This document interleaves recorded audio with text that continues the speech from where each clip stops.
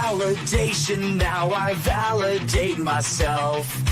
Building inner strength, putting doubt up on the shelf. No more unnecessary drama, no more wasted time. Climbing higher constantly, making my own climb. Standing on higher ground, where excellence is found. My potential knows no bounds. Raising the bar, breaking ground. My network is my net worth. Choose your company wise. Surround yourself with eagles, not with sheep in disguise. Every interaction is a reflection of my brand. Quality over quantity, that's my personal command. Standing on higher ground, where excellence is found. My potential knows no bounds. Raising the bar, breaking ground.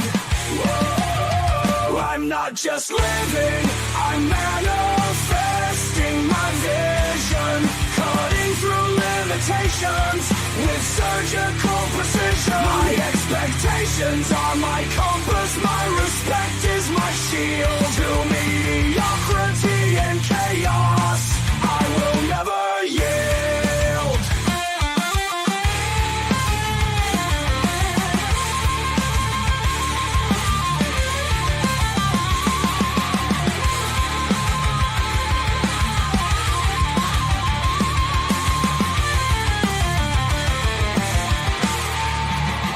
I'm not just living, I'm manifesting my vision. Cutting through limitations with surgical precision. My expectations are my compass, my respect is my shield. To mediocrity and chaos, I will never yield. Standing on higher ground, where excellence is found. My potential knows no bounds. Raising the bar, breaking ground.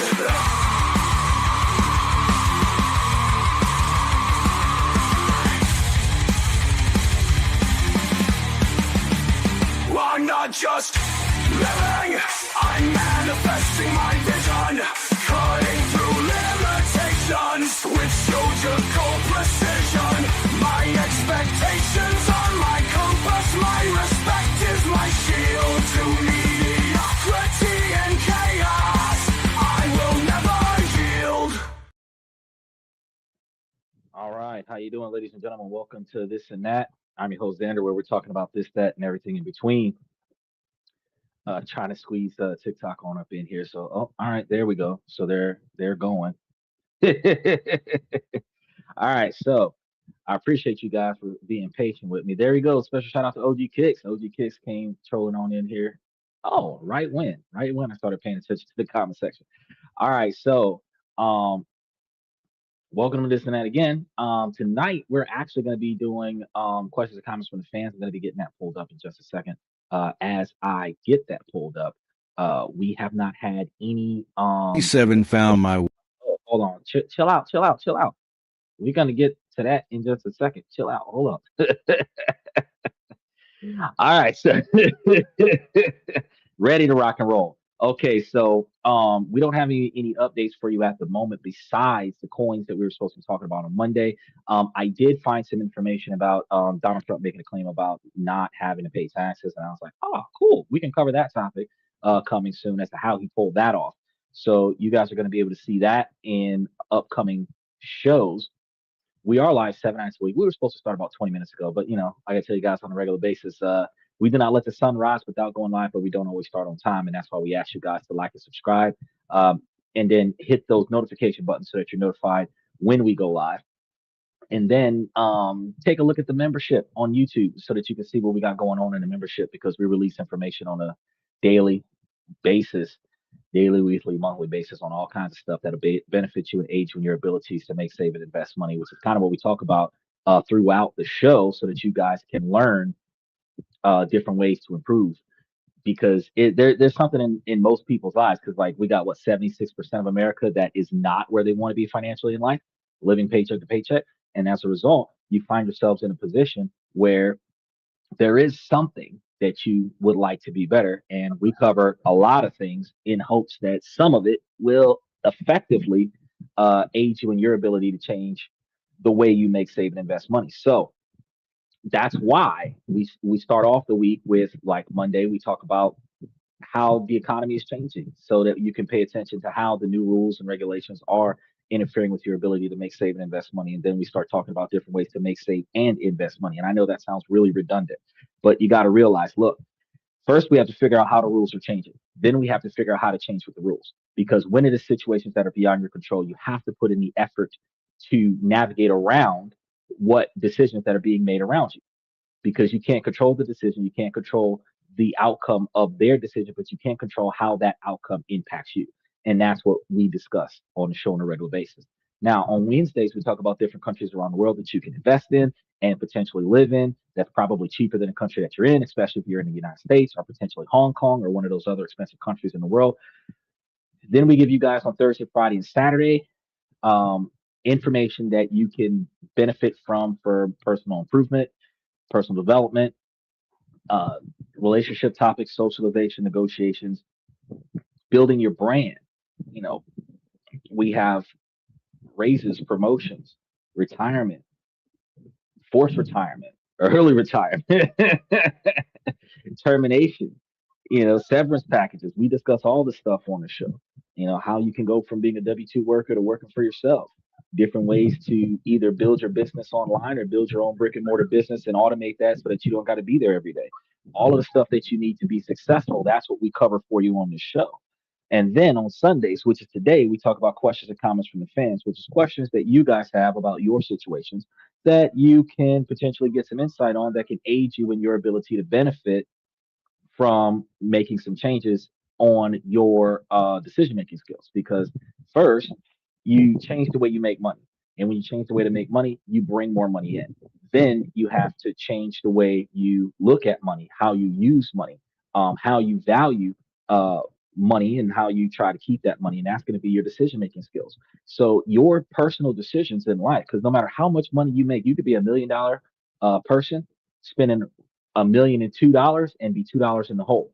So it's not about how much is coming in; it's about how much you're allowing to go out and how fast you're allowing it to go out. Because even if you were making $10,000 a month, which is like $120,000 a year, if you had $11,000 worth of expenses, you would be in the hole $1,000 a month every month, and you would have to cover the spread by borrowing against a stone, asking friends and family. So it's not about just how much you make; it's also about what do you do with it, and how much of it do you hold on, and then how much of it do you uh, reallocate into ways to make more money, make money for you.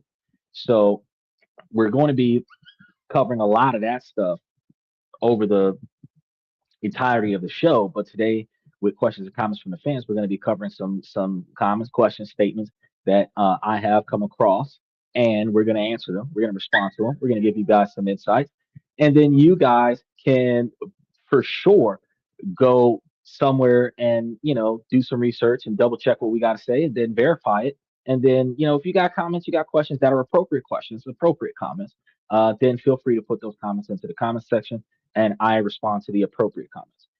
And I respond to the appropriate questions that are appropriately structured.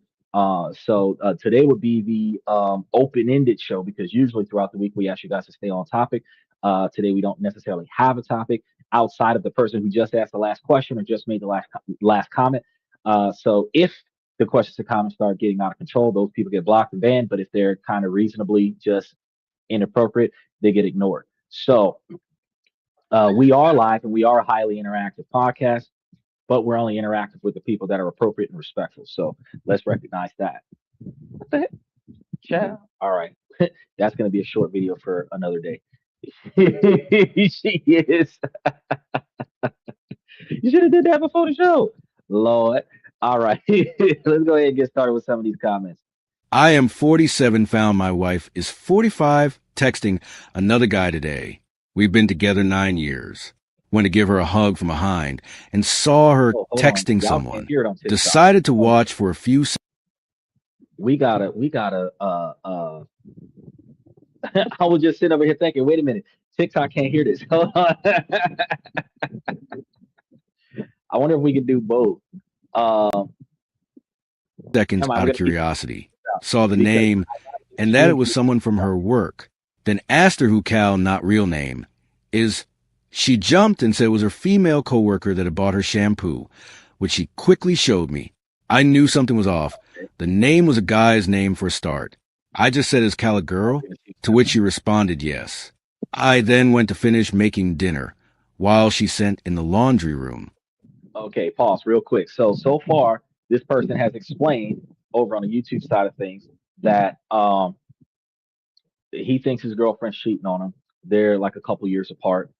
He sees her communicating with someone. He asks her if it's a guy or a girl, and she simply answers yes, not verifying whether or not it's a guy or a girl. But some dude bought her shampoo, and we're about to see like what the problem is here. So hold Then on. I went to the laundry room as I couldn't help myself. As I open the door, I see a melting face, heart eyes emoji on her screen, which she quickly locked. I asked her to let me see her phone. She said no. We never have secrets, and our phones are So always wait, open to each so other. she's in the Until laundry room. Okay, so she's in the laundry room. She's on her phone. She's texting with somebody. Dude walks in. He sees like smiley faces, heart emojis, and stuff like that on the screen, and she's quickly hiding the phone. I can tell you right now, before this guy finishes explaining what's going on, is you don't need to know what the discussion was about. Uh, there is deceitful behavior there. Because if you're doing something honorable, if you're doing something noble, then you don't have a reason to hide it.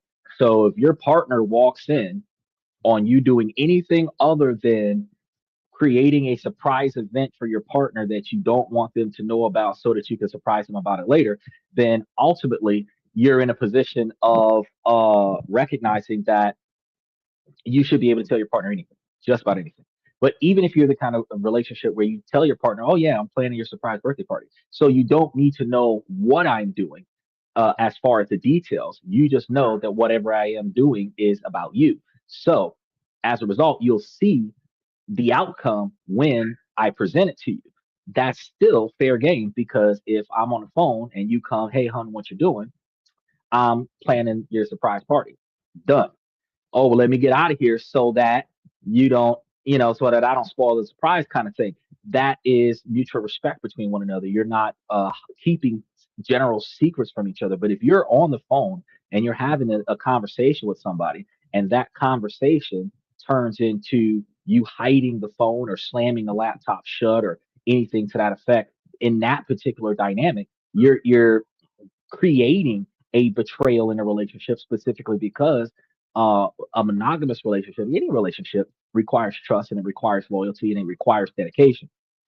And in that situation, what you actually need is the ability to be able to tell your partner the truth. So when you have to keep secrets, when you have to hide conversations, that is when you are having the type of conversations that are deemed inappropriate.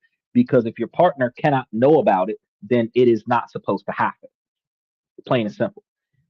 If you're in a relationship, you're in a committed relationship, you're not supposed to be going places that you're not capable of telling your partner. This means that if the boys want to go to a strip club or if they want to go to a location that's got just women in it or whatever the case may be, then you don't want them to um, mess with your ability to get you in trouble in your relationship. Because if you can't tell your wife, it's like, well, look, I'm not going there. I'm not. If you can't tell your girlfriend or your wife, hey, I'm going with the guys. They're going to a sorority party where it's going to be me, three guys, and like 30 women. If you can't tell your girlfriend that with confidence, because I know some people can do it and not give us a squat, but if you cannot, if you can go and also can recognize that if you went, that you would not have a problem in your relationship where your girlfriend's not fussing and arguing with you and not yelling and everything like that. If that conversation can happen in a positive fashion, then you're good to go. But if you can't tell her the truth on what's going on, you got to keep it a secret, or vice versa. If she can't tell you the truth of what's going on, if she's got to keep it a secret, in those situations, you're just like, you know what? This isn't going to work. I can't do this, right? I can't allow myself to be a part of this, right? But let's go ahead and finish with this guy's got to Now, say. We're going to be talking about eventually she admitted she won't show me because I won't like it, but it's just flirting and nothing else. Finally, she flirting. opened it, and I What? see a handful of texts. Everything until today deleted, but enough to see he wants her. I get mad. She says it's only a week and nothing has happened. Finally, she says he gave her a lift home, told me she Ubered, and he tried to kiss her, but she stopped him. Lied. I call bullshit and kick her out. Hold on. So real quick for the guys that are following on TikTok. So what has happened is that dude, she finally opens the phone. After she opens the phone, he gets to see a plethora of deleted text messages that looks like goes back over a week. She's claiming that it's only been a short period of time, but there's an extensive quantity of back and forth communication between the two of them that leads to the handful of text messages that weren't deleted yet that he can determine that there's something there between the two of them, at least from the guy's side, right? And she has caught a ride with him home, and she lied to her boyfriend, husband, whatever, about uh, catching a cab. Okay, that to me, the relationship's over. You can try to work on that relationship if you really want to. I know Steven would tell me leave her. Michael would tell me leave her. Special shout out to those two guys on YouTube side of things. They would say leave the girl because the true dynamic of the situation is going to be, again, the understanding that the understanding that if you're willing to lie, if you're willing to lie about something that you believe is insignificant, if you're willing to lie about something that you believe is insignificant, then ultimately, look, see, now he's going to try to second guess himself. Michael's going to say, "Oh, she's a keeper." No, Michael, you've always been the guy that says, "No, leave her. If she's keeping secrets, leave her. If she's deceitful, leave her." So if you're in a situation where the she's willing to keep secrets and lie about something very insignificant, then she's definitely going to be able to lie about something major.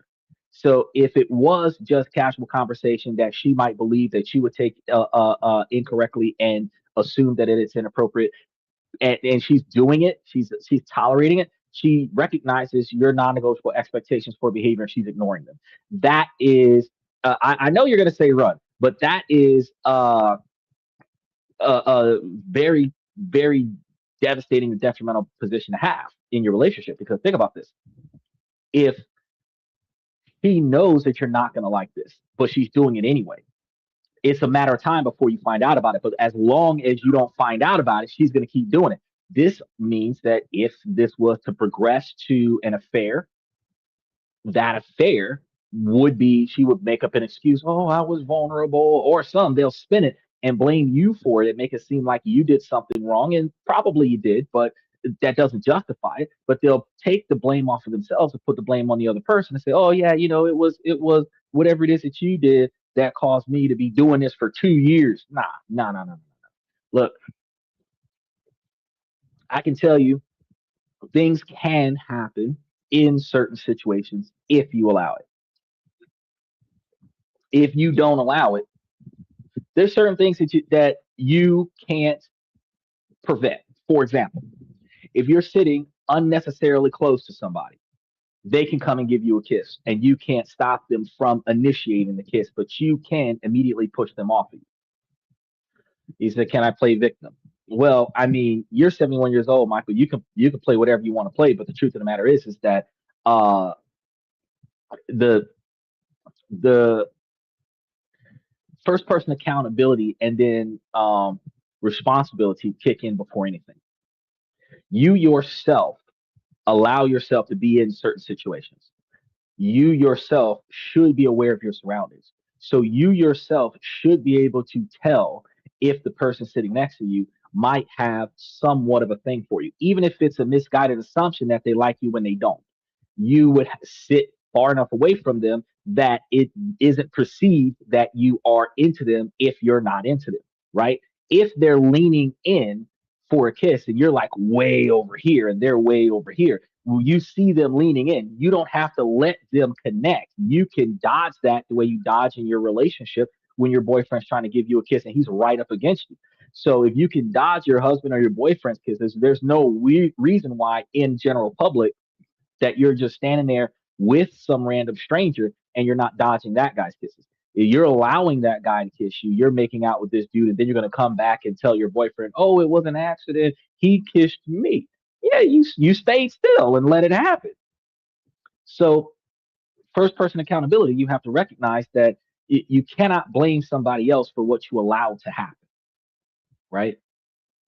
And this goes for men too. You cannot blame somebody else for what you allow to happen. Now, we can say that the other person in the relationship contributed to the feelings that allowed for this situation to manifest itself, because you wouldn't be having interactions on social media if you had enough attention in your household. Or for the woman, if she was a stay-at-home woman, if she had enough work to do around the house, she'd be too busy to be on the phone. But the fact is, there is a special shout out to OG Kicks. He said, "Teach." But if she's in a position where she's doing her thing and there's a void in the relationship because the boyfriend or the husband isn't there, then in those situations, then you're going to see a completely different standard, and that's going to really confuse your ability to stay loyal, because you're not getting that emotional connection, you're not getting that emotional affection, and you're not getting that time. So that can be a contribution to say, well, I'm gonna go talk to somebody, I'm gonna go hang out with blah blah blah blah, I'm gonna make friends X, Y, and Z. And in those situations, that's when you find yourself in those compromising positions. And once you get into that compromising position, that's when you're trying to figure out, well, how do I get myself out of this, right? But there's only so many bad decisions that you can make before the situation becomes out of your control. For example, you're texting. You could have stopped that. You start meeting up in person. You could have stopped that. You start going places exclusively. You could have stopped that. Now you're in a situation where it's just the two of you guys alone in the house, doors locked. You could have left. The person's got you cornered. You could have knocked them over and walked out of the door. That's like 6 different scenarios where you could have just stopped this before it went too far. Then you find yourself in a position where you start making out with the other person, or they start making out with you. You could have gotten out of there at that moment, and everything that happens after that is just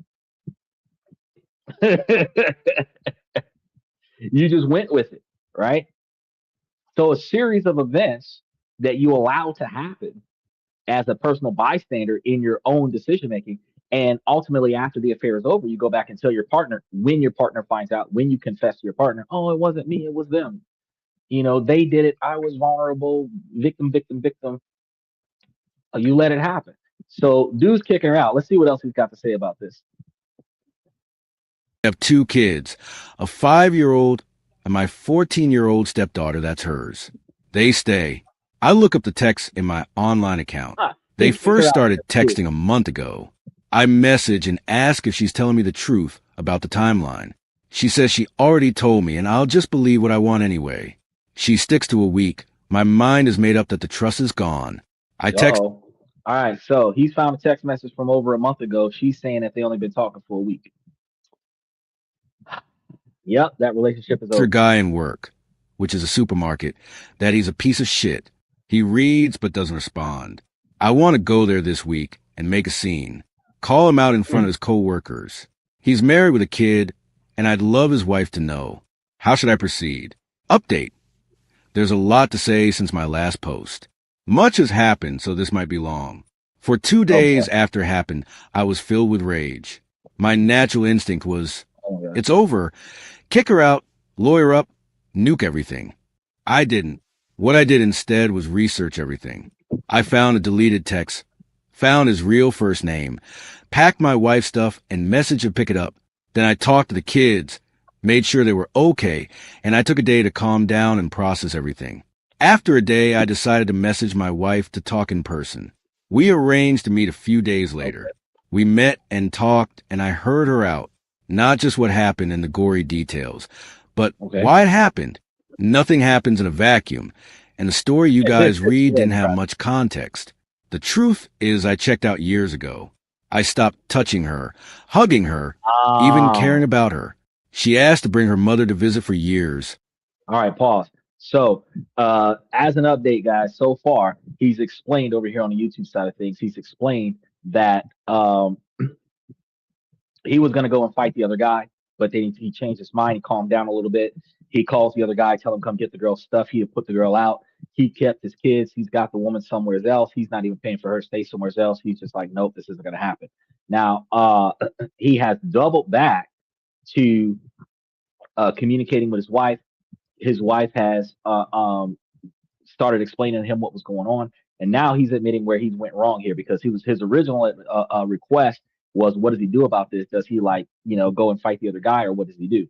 Well, right now we're in a moment of listening to him, and as soon as we get the stream key, I think like tomorrow or Tuesday we'll have the stream key. So hopefully in the next 2 days, you guys will be in the middle of the entire conversation on TikTok, where y'all can hear what we hear and see what we see. But I'll keep you guys updated. But yeah, let's go ahead and continue with this. Lives in a different country, and I would complain we didn't have the space. I wouldn't even say so much as hello to her mother when she called. I think I said 2 words to her in 5 years. She told me she was depressed and needed to see someone. I said sure, then never asked about it again and never helped her book it. I wouldn't even hold her hand in public unless she held mine first. She told me many times she wished I could be more. So, dude is explaining right now he checked out of a relationship years ago. So his relationship has been emotionally dead. Now, I called it before he admitted it. And they've been living in the same house, almost like roommates. He has not shown respect to her mother, which is his in-law, because they're married, right?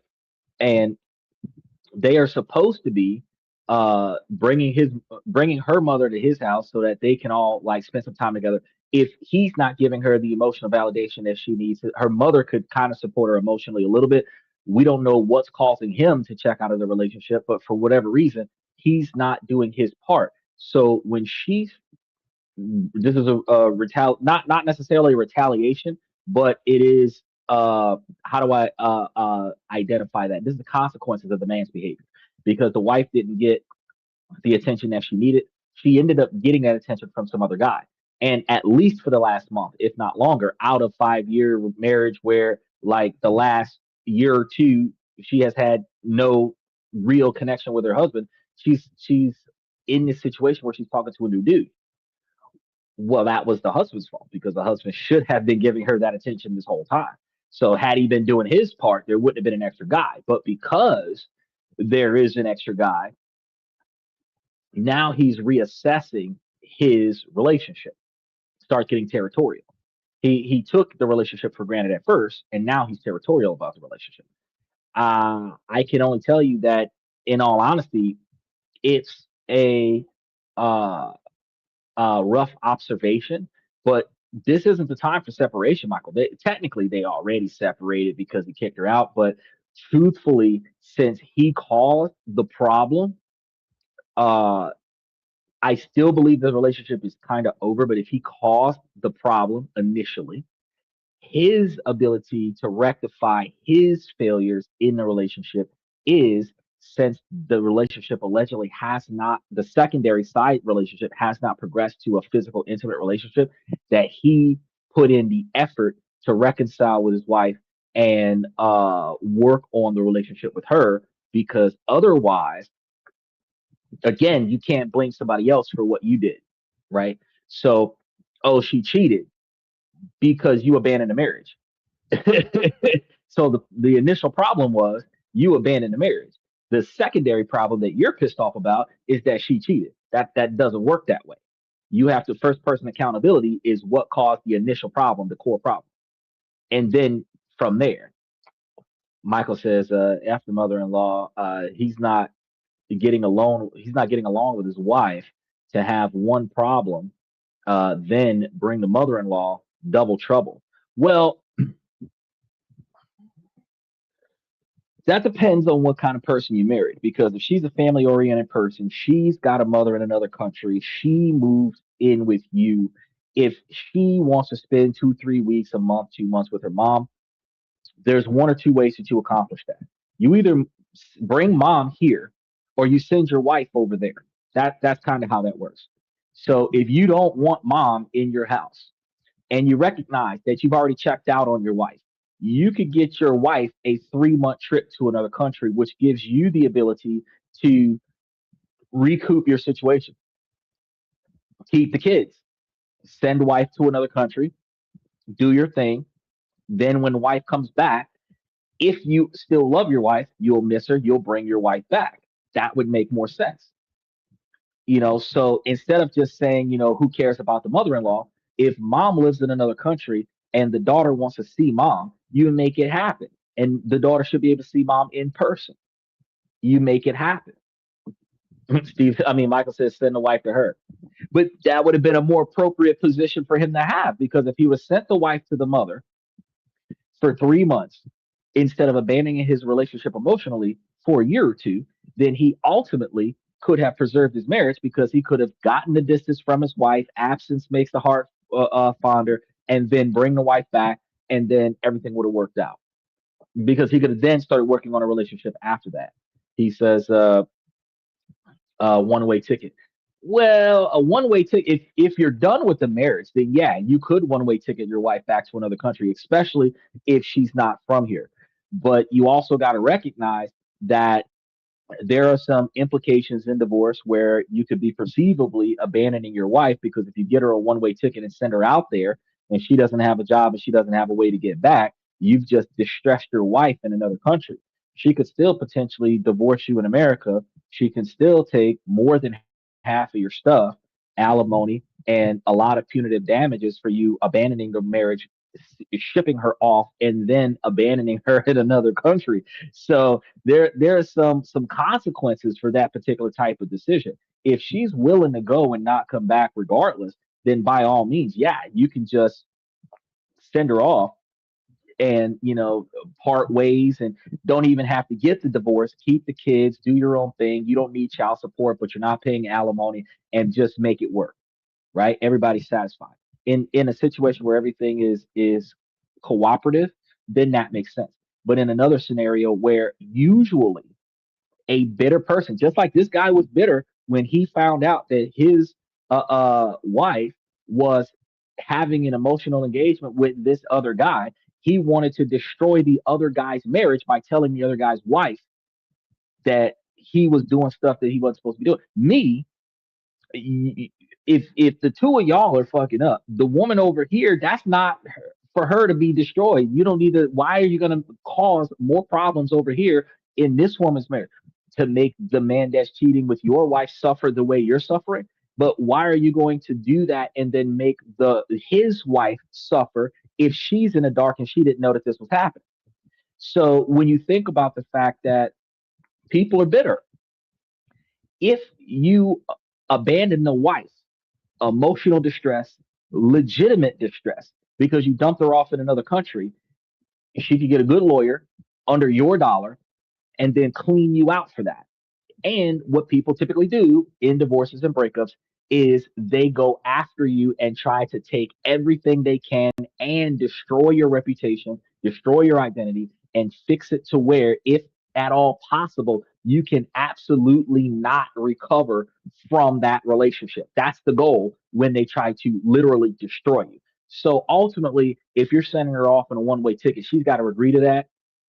And this isn't I'm gonna send you one way because it's cheaper, and then I'm gonna send you another one-way ticket to come back in a few months. It's like, no, I'm a round trip you, and if you decide to stay, you missed your second flight. It ain't on me, right? That's the scenario. If you choose not to come back, I paid for a round trip, and you chose not to come back, so you stay where you at. But one way would be misrepresented in the courtroom. He says conflicts with any decision in life, stay, don't stay. Um, well, every decision has a positive and negative outcome. They have that saying, that phrase, the road to hell is paved with good intentions. Because while you had, in some situations, the best intentions, the outcome is what people pay attention to. If you thought getting there fast would benefit the person you're trying to get there fast, and then your getting there fast caused a massive car crash on the freeway and a bunch of people died. You getting there fast might have been beneficial for the person that you got there fast, but everybody that you killed in the process is the ends that does not justify the means. So when you make a decision, you have to take into account how that decision impacts your surroundings. You have to make decisions on allowing certain decisions to be made in your presence that will impact you, right? So in both situations, you're in a position where you can either stay in a relationship and fix it because you caused this problem, or you can abandon the relationship, but you do not passive aggressively ship your wife to another country. I was recommending that because she wanted to spend time with her mother and her mother stays in another country, if you didn't want to bring the mother to you, you bring the wife to the mother. But like I said, in doing that, my suggestion was give her a 3 month round trip ticket, let her take a vacation. You get some time apart. That would have been the short separation. Talk to her every day or every few days or whatever. And then when you miss your wife and then she comes back, you can start fixing your marriage kind of thing.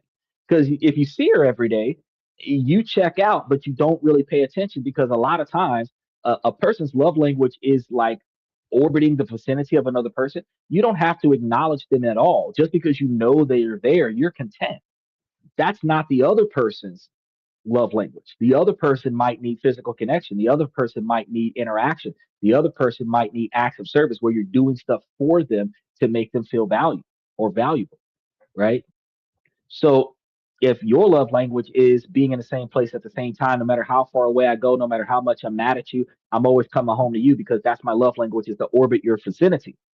I can play video games while you're in the house cooking and cleaning, and I'm good because that perimeter is my love language. But for some people, no, we got to be on the same couch talking to one another. We got to be, interacting, reading the same book, interacting in the same activity kind of thing. So you can't just say, well, I'm gonna check out and then, my marriage is gonna be fine.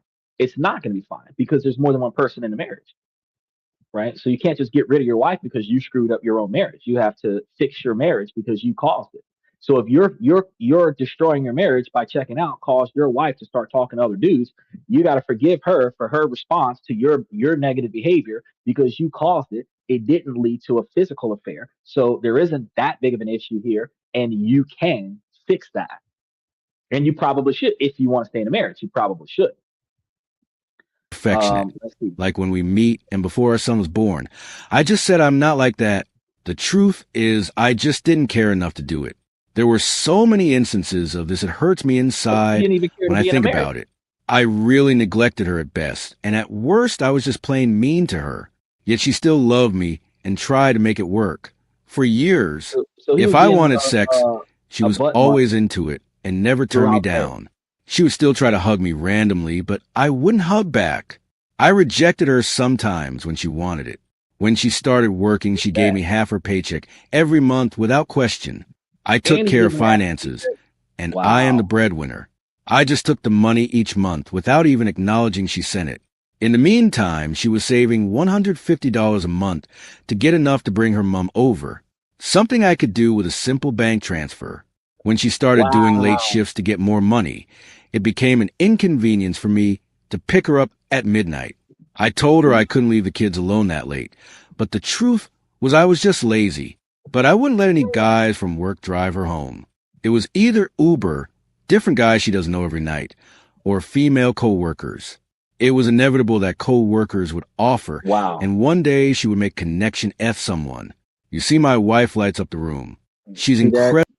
So you see what's going on? He's telling you that he has completely checked out of the relationship. He's not giving her any attention. She's sending him money. She's trying to bring her own mother over by saving some of her money from her job. She's picking up an extra job so that she can make more money to bring her mother over. So she's not trying to leave the marriage. She acknowledges the fact that he is emotionally dead in this marriage, but she's still bringing her mom over the way he promised he would do, and which to me that sounds like a good wife to me. I feel like the husband should be trying to make this up some kind of way because there's absolutely no reason why uh, he checked out of the relationship because he hasn't explained to me like what led him to do this. If he's going through some kind of depression or something, it doesn't have to be a psychological issue. It just could be like you don't really know what to do here, but you should be trying to figure it out. Whether you get therapy or coaching or counseling or something, talk to a pastor or a priest, and get baptized, whatever you got to do. He said there's a difference here. No, there's no difference here. This is the same. It's the same scenario. The So from the beginning of his explanation until now, he started with he was mad at the outcome. And usually, what victim blaming does is people will complain to the world about the outcome. That's the ends. What led up to the outcome? That's the means. And what very few people do, very few people actually tell the truth about what led up to the end, the outcome. So if I'm being cheated on, and that's what I'm going to tell the world, I'm being cheated on, I'm a victim.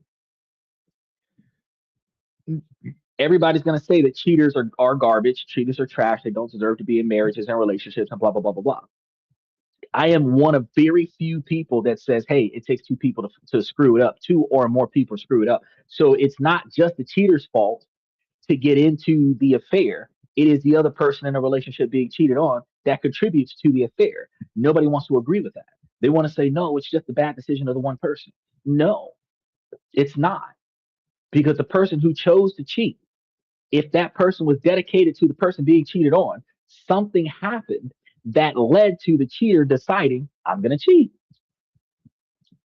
Because the same thing, if you're working on a good job and you love that job, you're showing up for work on time, coming in early, staying late, not clocking in too early and not clocking out too late, but still putting in the extra hours. So you're ultimately working for free sometimes. You're giving it your all. You love that job. Something's got to happen for you to be stealing product off the job. Something's got to happen for you to be trying to steal time off of the job. Something's got to happen for you to stop being a good person in this interaction and start being a bad person in this interaction. Everybody's only want to point out the fact that, oh, well, so and so did something wrong.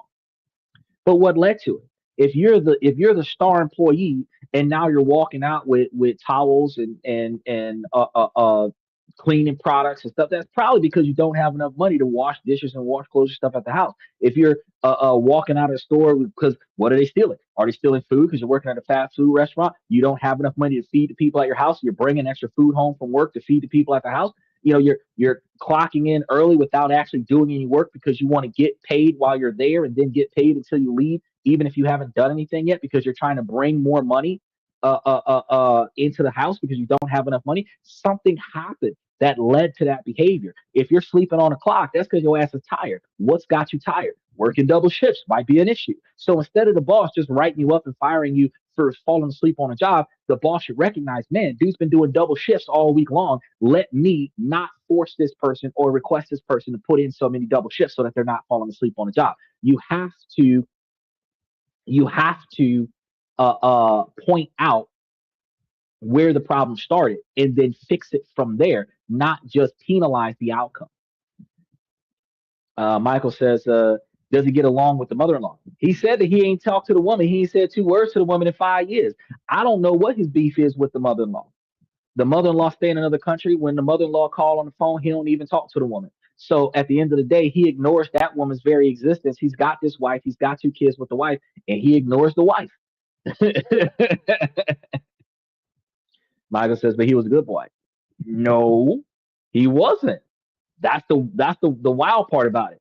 He's been in this marriage for 5 years and he checked out of the marriage a year or two ago, where he's present but not accounted for, which ultimately means that no, he's not a good boy. In other situations where the husband was doing right 2-3 years ago, and then the wife messed up, the husband doesn't want to be with her no more, but he doesn't want to divorce her. He's had a couple of kids, and he's got all these obligations that he's just with her because it's cheaper to keep her.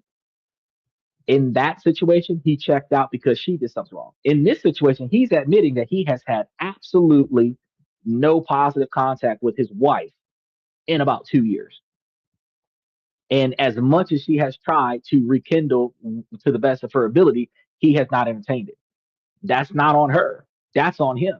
So for her to decide, well, fuck it, I'm gonna stay in this marriage, but I'm gonna go and talk to this dude on the side. At the same time, she's gonna talk to the dude on the side because that's the emotional validation that she's missing out of her marriage. In that scenario, while that's not a good decision, that's the husband's fault. He left the emotional validation out of the relationship for 2 whole years. So in that dynamic, it is his fault that she's talking to another dude. So when he finds out about it, he's got to say, well, I probably should talk to my wife more. That's how I put a stop to this. But listen to what else he said. Oh, he don't want to go get her from work, but she's working late. She's working late to make extra money to go get her mama and bring her here because he said he would. And he don't want to, but he could just do it in one swoop. He could charge the car at one time and mama would be here. But his wife is working extra hours, giving him half of her paycheck and working extra hours late nights so that she can make the extra money to bring her mom over because he don't want to. After he said he would, he didn't tell her no. He said yes and then refused to do it. And he would keep telling her yes, but continue to refuse to do it. That's not what you do to your partner. If you don't want to bring mother-in-law over, you got beef with mama. I don't want to bring her over. Just tell the truth. But if you don't care whether mom come or go, and you just too lazy to put up the money to go get her, then let her take your card and go get mama and fly mama over. What's the big deal? It's a plane ticket. Shit. Where's your wallet at, honey? 5 minutes on Priceline. That's it. So the fact that she's not over here, and the fact that the wife is going to get extra money in Western Union to mom so that mom can fly over, at the end of the day, he's putting his wife in a position where she's going to start talking to other people. Her coworkers are going to bring her home because he's not sending her an Uber. She don't got a ride. Her husband not coming to get her. He's making excuses. Oh, I can't leave the kids in the house at 1 a.m. Well, let me ask you a question. Well, why the fuck did she not drive to work? Matter of fact, you could have drove her to work and then or you could have drove to her job and then had her drop you off on her break where she had the car. So like if y'all schedules don't match, right? And she can get to work in the daytime, bus, cab, something like that. And she get there, right? She's got like a 1 hour lunch break, right? You go get her, and you can go get her with the kids on the lunch break, have her drop you off at the house with the kids. She take the car back to the job. You're at the house with the kids. When she get off at 1 o'clock in the morning, she can just drive herself home. Why do you got the car at the house with the kids and she needs a ride home? These are all things that lead to like he's putting her in a distressed situation where if a man swoops in and plays Captain Save him, and most men do, they don't care if you're married or not. If she is in a distressed situation, men are going to try to aid. And that's going to put her in a position where one of them men are going to console her for the devastating situation her husband is forcing her into. And then ultimately you're in a position where the affair will eventually happen. But that's something that the husband manifested from his lack of action. Michael said, I wonder if his wife is Filipino. She probably is because Filipino, Vietnamese, somebody in Southeast Asia, like Japan, Taipei, Taiwan, something like that. Those women would put up with that kind of behavior. American women, not so much so. American woman would have not had conversation with her husband for like a month or two at best. And she would have had 2 boyfriends and 3 baby daddies by the time. Within the first year, they would have been divorced, bro. They would have been divorced. Let's finish this guy's thoughts. Incredibly beautiful and makes everybody feel good about themselves. She's inquisitive, happy, and very positive. Many are just attracted to her because of her nature. Okay. Heck, So she pretty? it's the reason I feel in love with her Nice. too. She has men talking to her every day that would kill to date her, but she loved me and was trying to hang on. She told me Wow. many times, but So I he- was so he blind. had- Hearing and he had realizing the this hurt a girl lot. who really wanted She to was get right. everything she said. I was still raging, but also coming to terms with the part one played in this whole mess. Sometimes you need to have self-reflection and look within to see why problems are happening. By the time we spoke, she'd already found a new place to live, a spare room with some empty nesters from her work. All right, so out of all of what just happened, she keeps trying to explain to him where he going wrong, and he now wants to self-reflect on this, and now he's in a position where he understands where he screwed up. But now she's living with somebody else. He call them empty nesters. There's a bunch of single We people both agreed we needed in an space, apartment and this together. was the best thing. I took her to pick up her things, and me and the kids took her to her new place. It was nice, and the couple there taking good care of her, bills and food included, and Dropped cheap her off. rent, cheaper than living with me. The kids are okay, and they've been supporting me and each other well. I even made a new chore roster with my stepdaughter, and the three of us are getting into a new routine. I'm more present and enjoying their company than I have in years. I've actually talked to them and learned a lot about them this last week. No more phones or screens for everyone until chores are done, and that means working together with music on.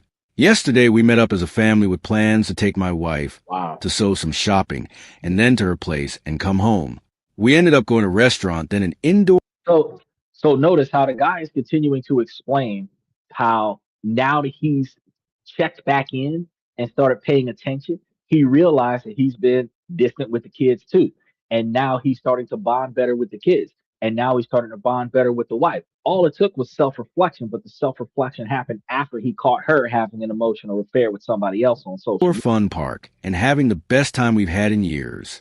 We fed each other at the restaurant like a new couple. We hugged and kissed like we were dating for the first time. The kids and we were happy. No phones, just enjoying being with each other. I found that I wanted to be affectionate, something I wasn't just a week ago. I couldn't get enough of her. We took her home, and then I took the kids back. We ended up putting the kids to bed together. You notice how she only had to move out for 7 days, and all of a sudden he got his shit together. So remember when I gave you the advice about 30 minutes ago where he could have just bought her a plane ticket and flew her to her mama house for 30 days or 90 days or whatever, and then flew her back? That would have been the exact same result. The only difference is she would have got to see her mama now. Because sometimes we fall out of love and then back in again. Well, yes, there are going to be some situations where you're going to get used to being around this person. You become content with this person. You guys stop performing deliberate acts of love towards one another. And then you guys become routine. You wake up every day. You start doing stuff for the kids every day. You take care of the pets. You cover the responsibilities. You guys are on autopilot of maintaining the household, not the relationship.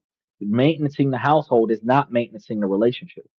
Making sure that all the bills are paid, making sure that all the repairs are done, making sure that all the cars are working, making sure that all the kids' extracurricular stuff is happening. That is maintaining the household, not the relationship.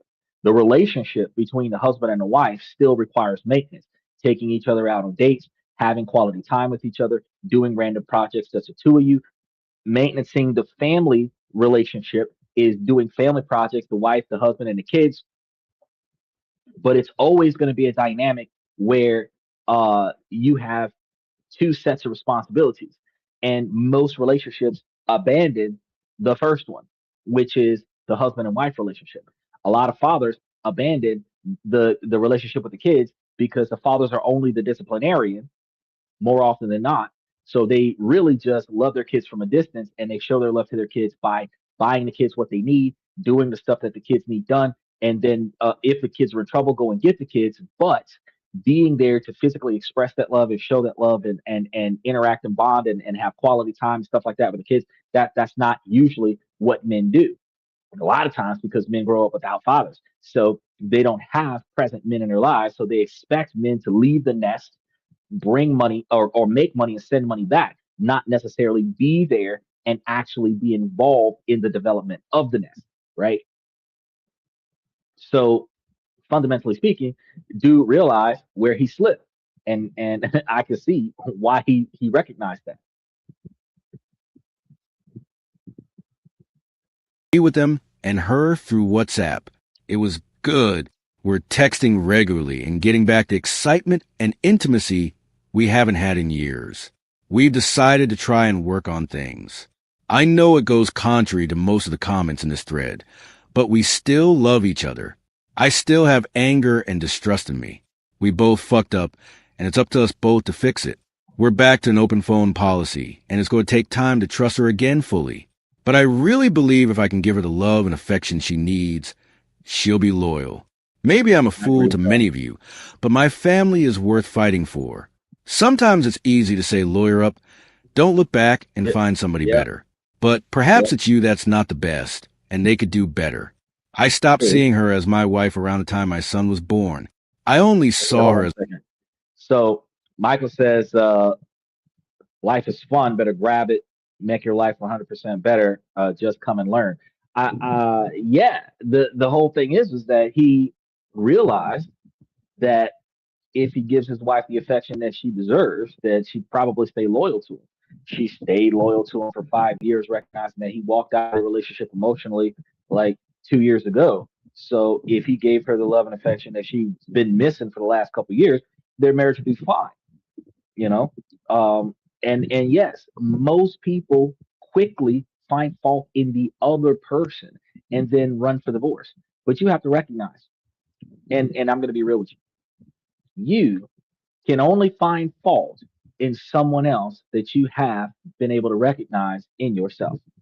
So if your partner is not giving you the emotional validation that you need, it is likely that you're not doing it either, because you wouldn't know what emotional abandonment looks like if you've never done it, right? So when you recognize that things aren't going the way you wanted to go in the relationship, then you have to recognize how did that come about without placing blame on people, and then identifying what to do to correct it.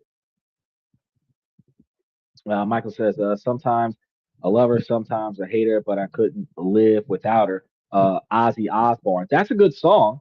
That's a good song. But another thing that I can tell you is that a lot of the times you miss them when they're not around, and you can't stand them when they are around, because a lot of the times you have misdirected rage from stress. One, because you don't articulate your stress with your partner, and two, your partner doesn't put in any effort to alleviate your stress. So you will find yourself in a situation being overwhelmed by stress, wondering why are the other people in your household not help you with the stress when they have the capabilities of helping you with the stress. That is stressful.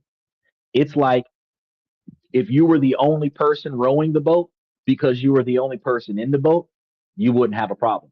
If you were the only person rowing the boat and there were 5 other people in this boat, you would get pissed off. Why are y'all not helping me? Right? It's a higher level of stress to see that there is more manpower here that is not being proactive to the situation.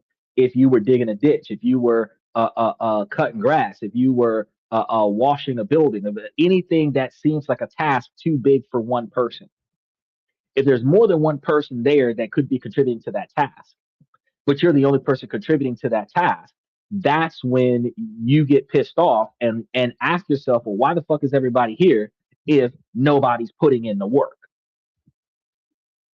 He said that's enough to give anybody PTSD. You're right. But guess what? Most people have PTSD from their relationships. They have PTSD from their past relationships. They're not getting treated for that PTSD, but they're reacting to the triggers of PTSD. And that's going to have them have misdirected rage. They're going to be lashing out on their partners. They're going to be doing things that they otherwise would not have done if they had more communication and more cooperation in their relationship and in their household. Not just where people cooperate with me, I cooperate with them, right? Because I do agree sometimes when women say it's a two-way street. It's a two-way street with some things, but it's a one-way street with others. I should be able to help my wife when my wife needs help, but my wife should be helping me do the things that needs to be done so that I can focus on more stressful and more complicated tasks that my wife should not be doing, right? So if I'm going to be the one that's going to be doing all the heavy and dangerous stuff, my wife should be doing all of the easy organizational stuff. right? So I should not have to ask my wife to do the easier organizational stuff, because she should just know that these are the things that I don't have time for because I'm doing the things that she doesn't want to do, right? Or that she can't do, right? If I'm doing the things you don't want to do and the things that you can't do, then you're going to do the things that I don't want to do or the things that I don't have time for. That is balance, right? It doesn't mean that you're better at it than I am, or I'm better at it than you are, or it's a man's job or it's a woman's job. That is balance. If I'm doing what you don't want to do and you're doing what I don't want to do, I'm doing what you can't do and you're doing what I don't have time to do. That is balance, because everything is still getting done and it is not all being put on one person, right? But a lot of relationships, it's more 60, 40, 70, 30, where one person benefits from the extra effort of the other person, but nobody says anything. And the person that's putting in the extra effort develops more resentment. They typically start their resentment by shutting down emotionally, and then they carry on that resentment by not projecting any, and they become emotionally dead and they get used to it, right? And they're not projecting any new emotion. Then the second person that's not experiencing that emotion starts looking for emotion outside of the relationship, and that's where the affair comes from.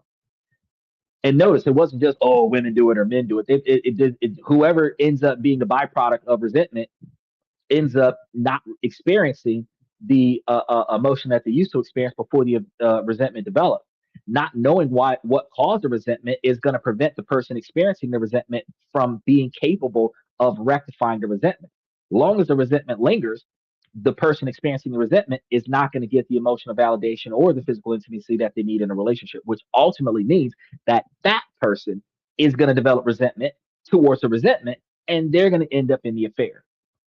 So you have core problem, resentment, retaliatory resentment, affair. That's typically how it goes down. It's a one-way street. If you want my time, to ask the day before if I'm available, or maybe just or maybe I just don't want to do it. Well, take for example my schedule. I probably got 12 hours worth of work overnight, right? And I'm probably gonna have 5 or 6 hours worth of sleep during the day, right? So that's gonna be about 18 hours from tonight till probably midday tomorrow. That means tomorrow afternoon I'm available. Now, or at least I'm awake and not in the middle of my work hours, right? Now, during this time, am I doing things that you need done, or am I just hanging out? If I'm doing things that you need done, then I'm not getting any rest. I'm not getting any peace. I'm not getting any time off. I am 24/7, right? So if you want my time, what you have to do is make time for me, meaning that all of the things that I'm doing, because I just explained to you, if I got a 12-hour workday and a 6 hour sleep, that's 18 hours out of 24. That leaves me with 6 more hours. And if those 6 hours I'm spending doing stuff for you, I don't have free time to hang out. So if you see that I got too many things to do, if you take those things off of my plate, that frees up my time. By freeing up my time, I ultimately have nothing to do. Now I've got 6 hours where I can give you 3. But if you know that I got too much to do, and then you're going to come and complain, well, why are you not here? Why are you not present? Blah, blah, blah, blah, blah. Well, you put the weight of the relationship on my shoulders and I'm holding it down. But while I'm holding it down by myself, I'm in a tag team match as the only fighter. I'm in a 3-on-1 match and I'm tired. I can't tag you in. And since I can't tag you in, I have no energy to entertain you in between rounds.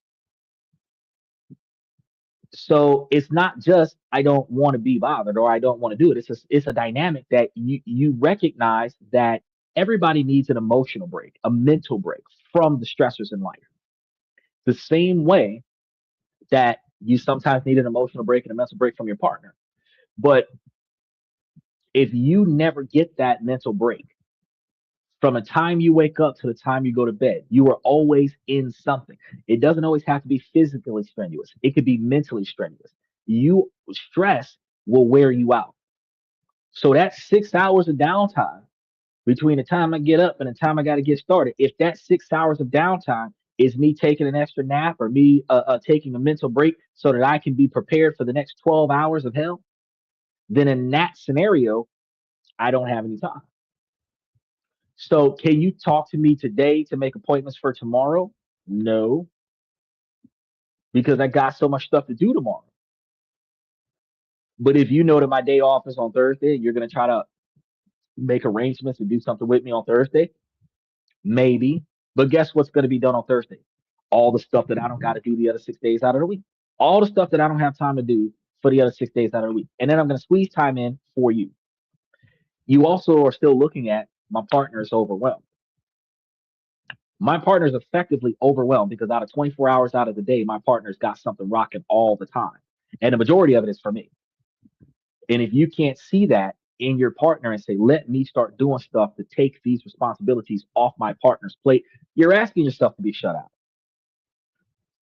Because sometimes before a partner blows up on you, sometimes what they'll do is they just won't mess with you. Before they tee off on you, before they start arguing and fussing and cussing at you, what they'll do is they'll just stop. If I've asked you to do the same thing multiple times and you ain't never done it, I just won't talk to you until you get it done. Now you're like, oh, we'll never talk no more. Did you ever finish what I asked you to finish? There's give and take there, right? Let's go ahead and keep going with this one. As a mother, I have made a promise this will never happen again. I intend to stick to it. As for the guy, well, he had no choice but to confess to his wife. You see, I had already called her HR and asked about him. Combine that with the events the night before and me raging, and he knew what was coming. He didn't go into work the next day and confessed. Apparently, she kicked him out, and he's living with his parents. I almost feel sorry for him. Almost. You see, I know he fell hard for my wife. It's easy to. Okay. However, I also know. You see what he just did? So I know for you guys on TikTok, y'all can't hear what's going on, but we're working on that. We're trying to get the stream key to get you guys over onto the YouTube side of things. But for everybody else who's listening to this on YouTube, he tried to get this dude in trouble on the job by complaining to her job's human resources about her coworker communicating with him on social media.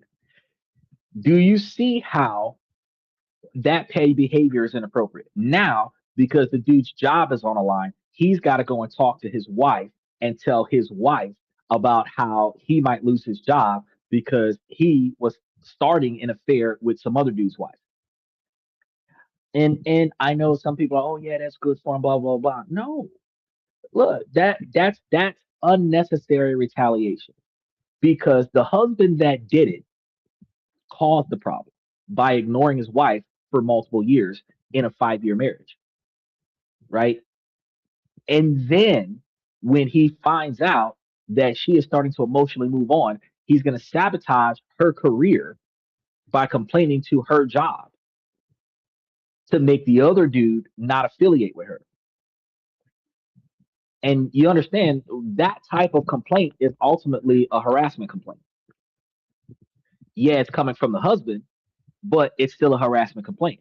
And 95% of the time, when a harassment complaint goes to HR, the man gets fired, not the woman.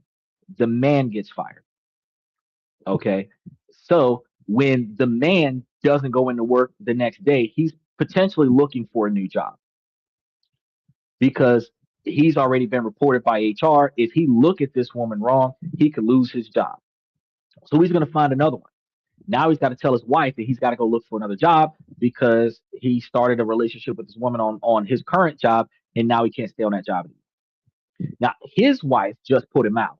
He's got to go stay with his mama. So the man that caused the problem, the first guy who caused the problem in his own marriage, just destroyed 2 marriages out of resentment.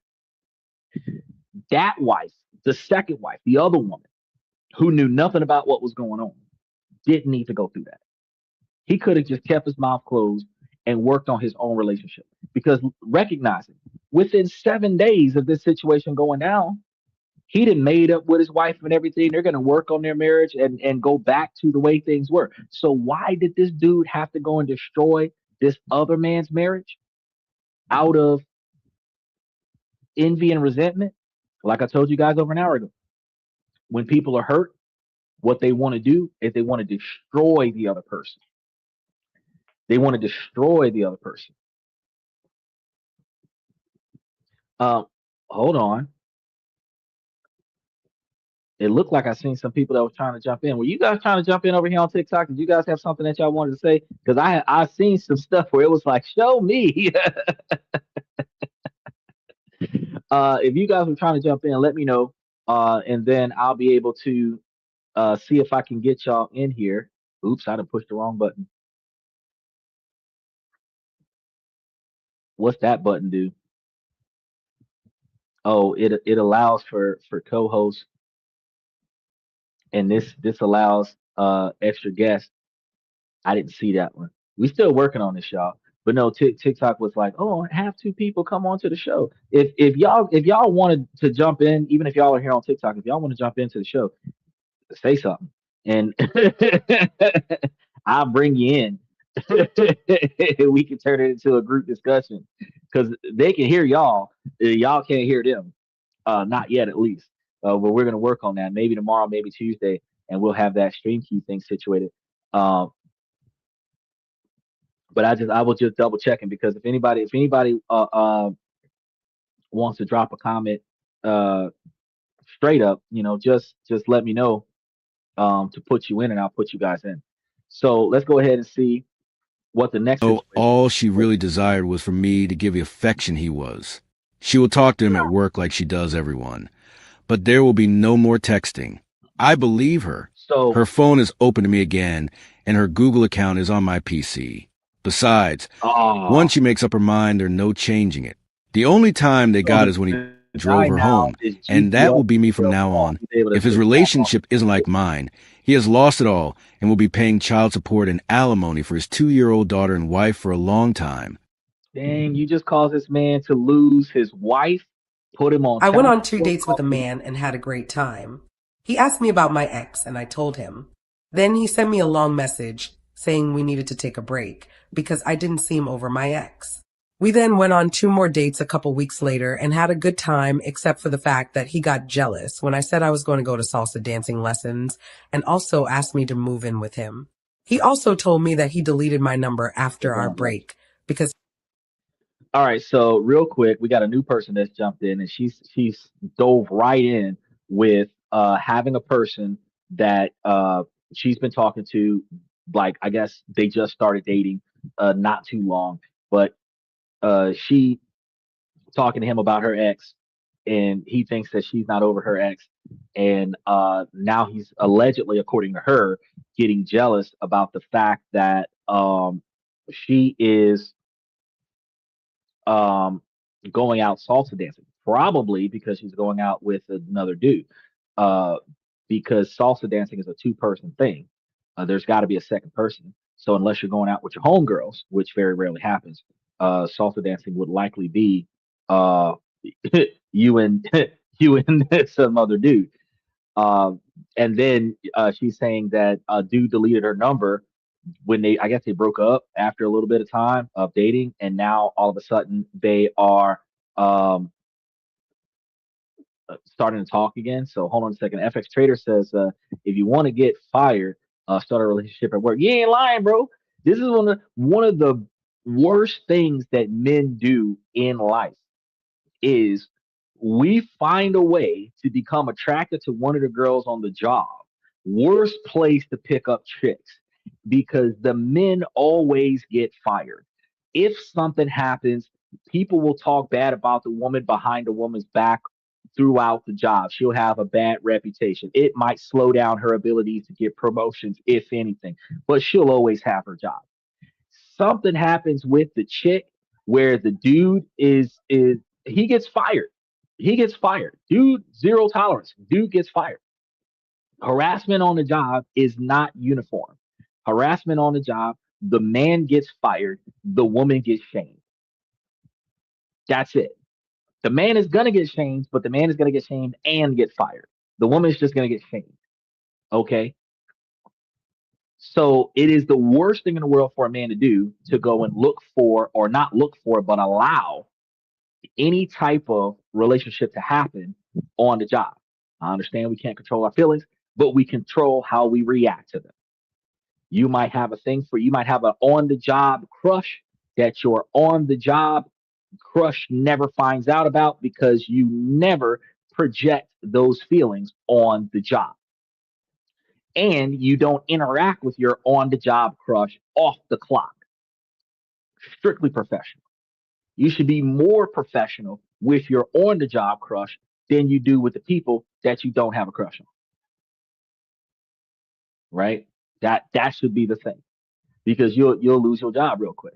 But let's see what this lady's got to say about her new boyfriend He situation. kept looking at my Bumble profile and then looked me up in the white pages to get my number back.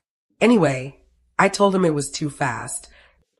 Okay, so they stopped talking to one another for a brief moment. This man and this woman, they had stopped talking for a brief moment, and he had deleted her number. But then he went and found her number back, looking through her Bumble profile, looked her up on the white pages, like did some sleuthing, and went and got her number back.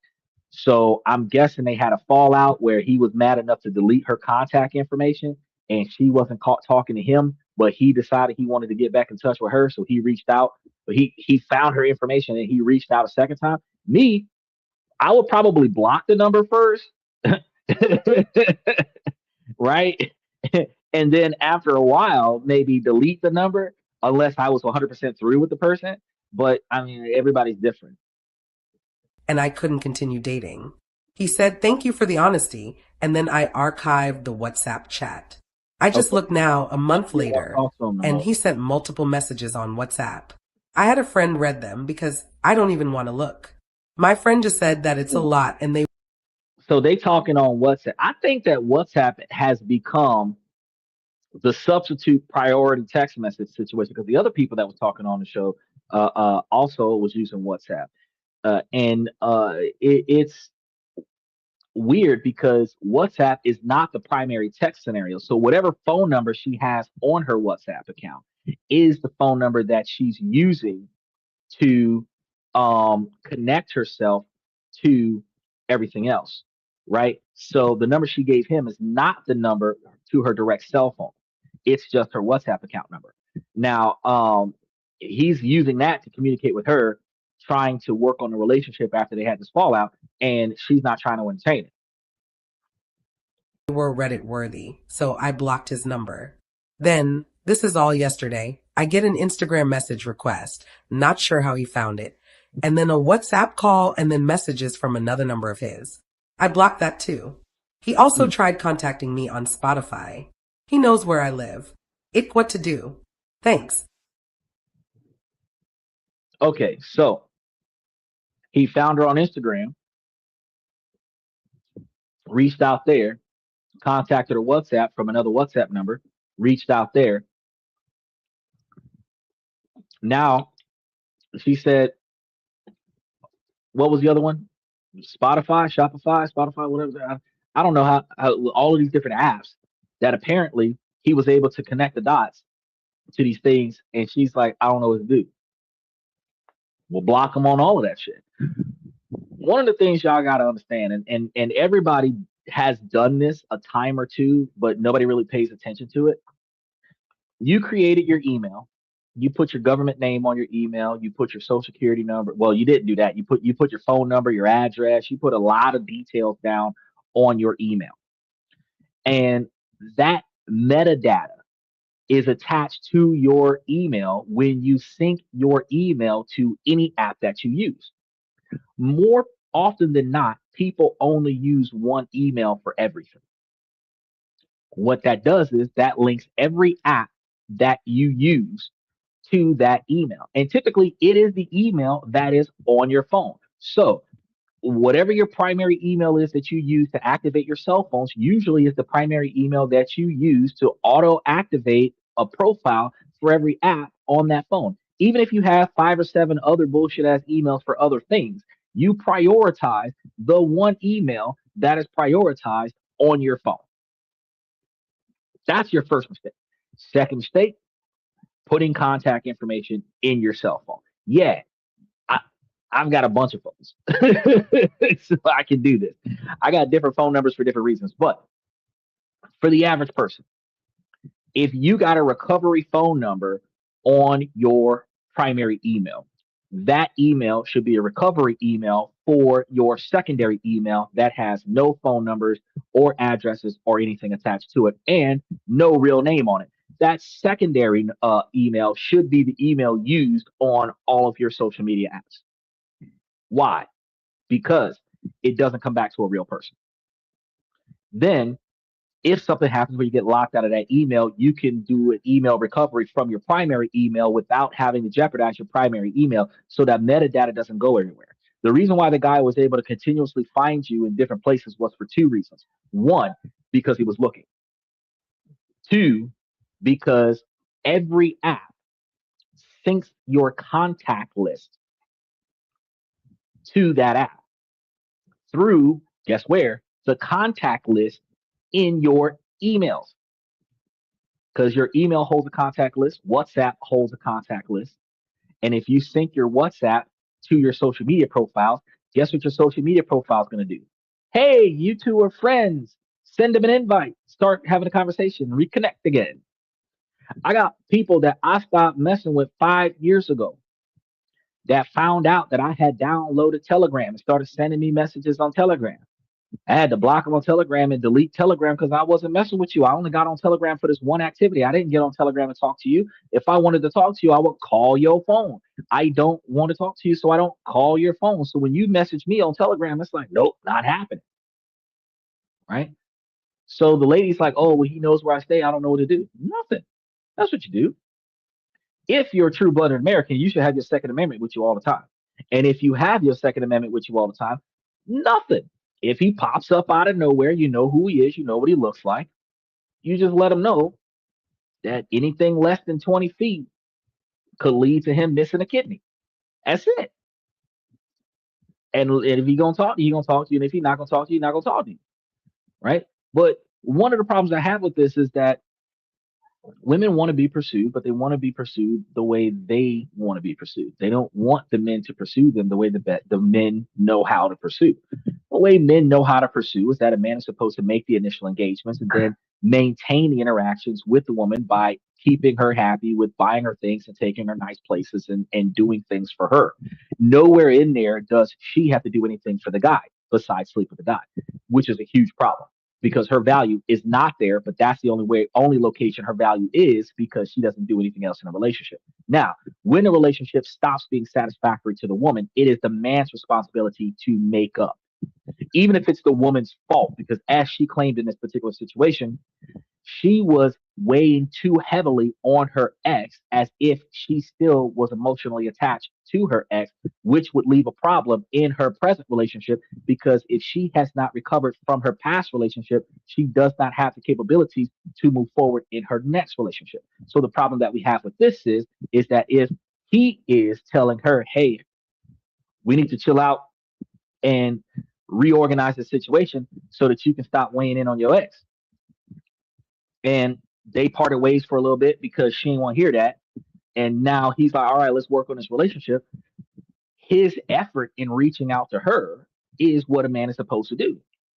And since we have social media these days, and you got to understand, like the Gen Zs and younger generation, y'all think, oh, everything is social media. So, oh, he's stalking me because he's got my Twitter, my Instagram, my TikTok, my this, my that, my the other. And oh, what do I do? What do I do? What do I do? Look, back in the day when we had these kinds of breakups before 2009, we would go to the girl's house.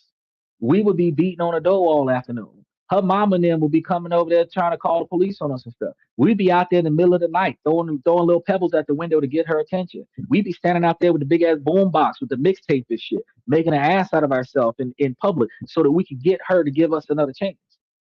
Women don't do that. Women just tolerate you or move on. Men have to spectate themselves in public, shame themselves in public to get the woman to say, okay, you've made an ass out of yourself enough. Let's go ahead and come inside and stop embarrassing yourself for society so that we can go ahead and talk about this. Right? That's how things used to happen before 2009. After 2009, now we got all the social media. So what we have right now is her ability to ghost you because she's not satisfied with your decision that she's stuck on her ex. You don't have the capabilities to reconnect because even if y'all live 3 blocks down the street from one another, the problem is that you've got to get her permission on social media before you can come and knock on her door. It has become socially unacceptable to do house calls, which is stupid. Because when we didn't have social media, that's what the hell we did. We knocked on the door and see if you answered. Right? So when he tried to connect and she don't want to talk to him, and then you got to understand when he tried to connect, he connected on WhatsApp. Her homegirl was on WhatsApp looking at the messages. So whatever she was saying to the dude, he thought it was his girl, his ex-girlfriend. But the communication meant that there was an opportunity to rekindle because you got to get past the woman's pissed off phase. So you've got to allow her to say all the mean things that she's going to say to you and then continue to apologize, continue to work on getting her past her anger and frustration so that you can get her to the acceptance and negotiation phase. Because as long as she's in the denial phase and the anger and frustration phase, it's not her fault. She did nothing wrong and she's mad at you because you said something that she didn't like. You got to get her past that phase in order to get her to the phase where she can accept where she went wrong, do some reflection, and then start working on reconciliation. And that phase is the phase that he had to get her number back. He had to call her, he had to text her, he had to email her, he had to talk to her on different sites to try to connect to her. He hasn't gone to her house yet. He hasn't gone to her job yet. But that's what you do when you try to make the relationship work, right? The whole phrase make it work is not hoping that things get better. It is putting in the extra effort to make things better. Now, if she blocks him on enough social media scenarios and he meets her in person, I don't think it'll get that far. But if he was to meet her in person and she let him know, look, we will never rekindle this, you know, and further contact and communication would lead to a restraining order, which will lead to police being involved. That conversation, keeping your Second Amendment on hand. If he is a weirdo, he'll back down because of the Second Amendment. But if he's not a weirdo and he just thought that this could work out and he realizes that you will prefer to have him arrested than to give him another chance, he'll just back down off of that. But you know that this is the conflict of interest. Men have the responsibility to pursue the woman, and if he doesn't pursue the woman, then he's shamed for that. He's insecure. He's not a man. Masculinity is challenged because the guy did not do enough to get the girl. And women wonder why the guy don't double back for a second or third try. This is why. Because if she's no longer interested in the guy, that's when the pursuit goes from being romantic to being creepy. Same pursuit, same behavior, same effort. It goes from being romantic to being creepy because she's no longer interested. If she was interested and she wanted to play hard to get, the exact same pursuit would be, oh, he's trying so hard. I respect that. I appreciate that. I value that. But if she's not interested, oh my God, he won't leave me alone. He's such a creep. He's a stalker, blah, blah, blah, blah, blah. No. And this is why men are like, you know what? Bump that. I'm not even going to try. If I ask and she does not give me the right response, that's it. And then women are like, oh, well, why are men not pursuing women anymore? Because y'all demonize the interactions between women and men. That's why.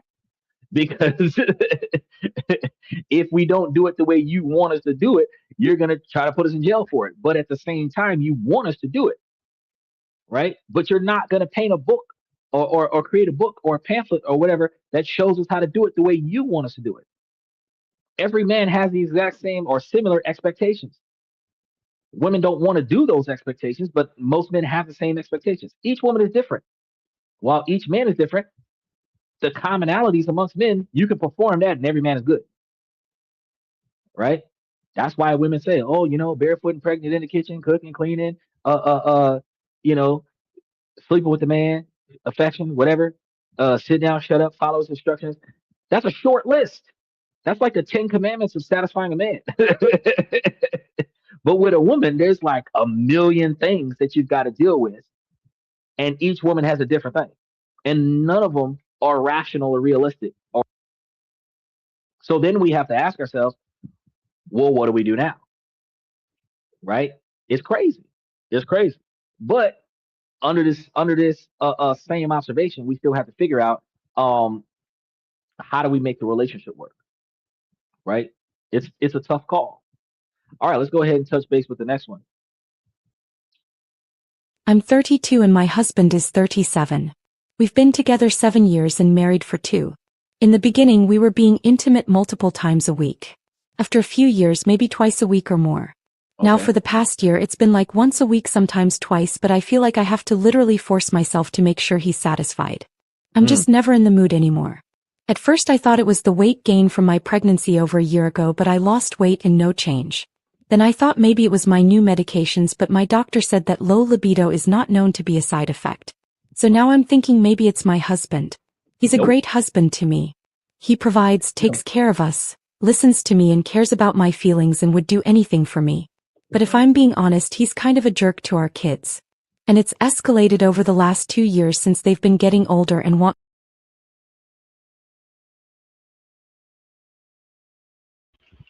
Sitting over here looking at how to. I gotta change these mics. Let me see. Let me see. Matter of fact, let me try to run this for a minute, and let's see if we can get a. Oh yeah.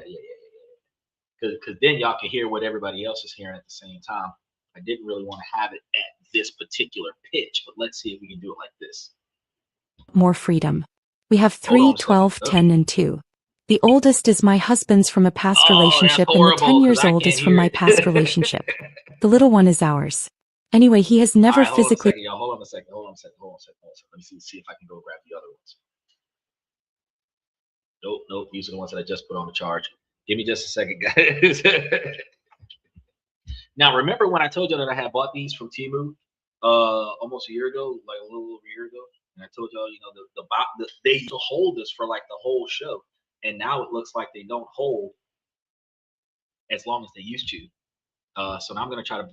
Bounce back and forth with these microphones for right now, and then we're gonna see if we can run the rest of the show with these. hurt But I them gotta buy a ever. new set. Has never hit them or pushed them or anything like Hold on. that. But he Wait, I'm not has hearing such a the girl short anymore. temper. The smallest thing will aggravate him and he just goes off and Uh-oh. ridicules them for it. Oh Lord. Is her volume? Yeah, her volume's up. Hold on a second. Let me see if I can get it from the sidelines. This is why I be trying to listen in. All right, let's see what we got going on here. He doesn't scream or swear at them, but it's still not okay with me. It's a topic we have had arguments on multiple times. It's honestly the only thing we have ever argued about. There we go. He doesn't seem to understand my side and thinks I'm belittling him and thinks I want him to just let them ignore his rules. But they are kids. He had really shitty parents growing up, and I remind him that he should give our kids the grace and understanding he never received. I have asked him to try therapy twice, but he never looked into it. He doesn't even want to spend time with them, the older two. And I honestly don't even like doing things as a family because he acts like our kids shouldn't even be allowed to get excited because they're acting ridiculous and need to calm down. It embarrasses me when we're in public because they are some of the most well-behaved kids when we're out, and it's like it still isn't good enough. One of the most attractive things to me is seeing him be a loving dad towards them, and I just haven't seen much of that lately. My kids always come to me Okay. with any problem because I have a much calmer demeanor. My fear is it's getting to the point where our kids will completely estrange themselves from him. So this happened 5 days ago, and I still feel sick thinking about it. My family had a big All right. So hold on a second. I had to. I'm delayed real quick. So here's the thing. Now, according to this woman, she's got beef because so ultimately she's building resentment towards her husband, and that resentment has caused her to lose her intimate desires for her husband. The problem that she's having is that she doesn't like the way her husband raises the kids. This is going to be a problem in a lot of marriages, specifically because you guys don't talk about how to raise the kids until the kids need to be raised. And when the kids need to be raised, you are in the moment reacting. If you are not, because Planned Parenthood is designed in social expectations as having the crib, having the funds, having the diapers, having the bottles. That's Planned Parenthood, right? That's what people believe Planned Parenthood is, having the things that the child needs to survive. But truthfully, Planned Parenting is being able to talk about, like, if the child acts an ass in public, do I slap the shit out of him, or do we take the kid home and talk to him about it at the house? If we have kids of no dating until you're 18, or are we going to have just no dating for the girls, or are we going to say across the board nobody can be in a relationship? You know, in the modern progressive world where boys have boyfriends too, are we going to just say no boyfriends until you're 25, and then if you find out that your son is into dudes, it's like, well, bro, the rules were no boyfriends until you're 25. That includes you. You guys got to discuss these things the same way you got to discuss whether or not religions are going to be involved or whatnot in your family dynamic. You have to recognize, though, if you're having these kinds of conversations between the time y'all start getting intimate and the time y'all end up pregnant, if y'all agree that children are going to be in your relationship, y'all start talking about, like, well, what happens if this goes down and what happens if that goes down? I would handle it differently, this, that, and the third. You guys come to a mutual agreement that under certain dynamics, if I know that I'm going to be too harsh in my response, then I'm going to tell the kids, go ask your mother. In certain scenarios where mom knows I'm going to be too soft on the situation, I'm going to tell the kids, go ask your father.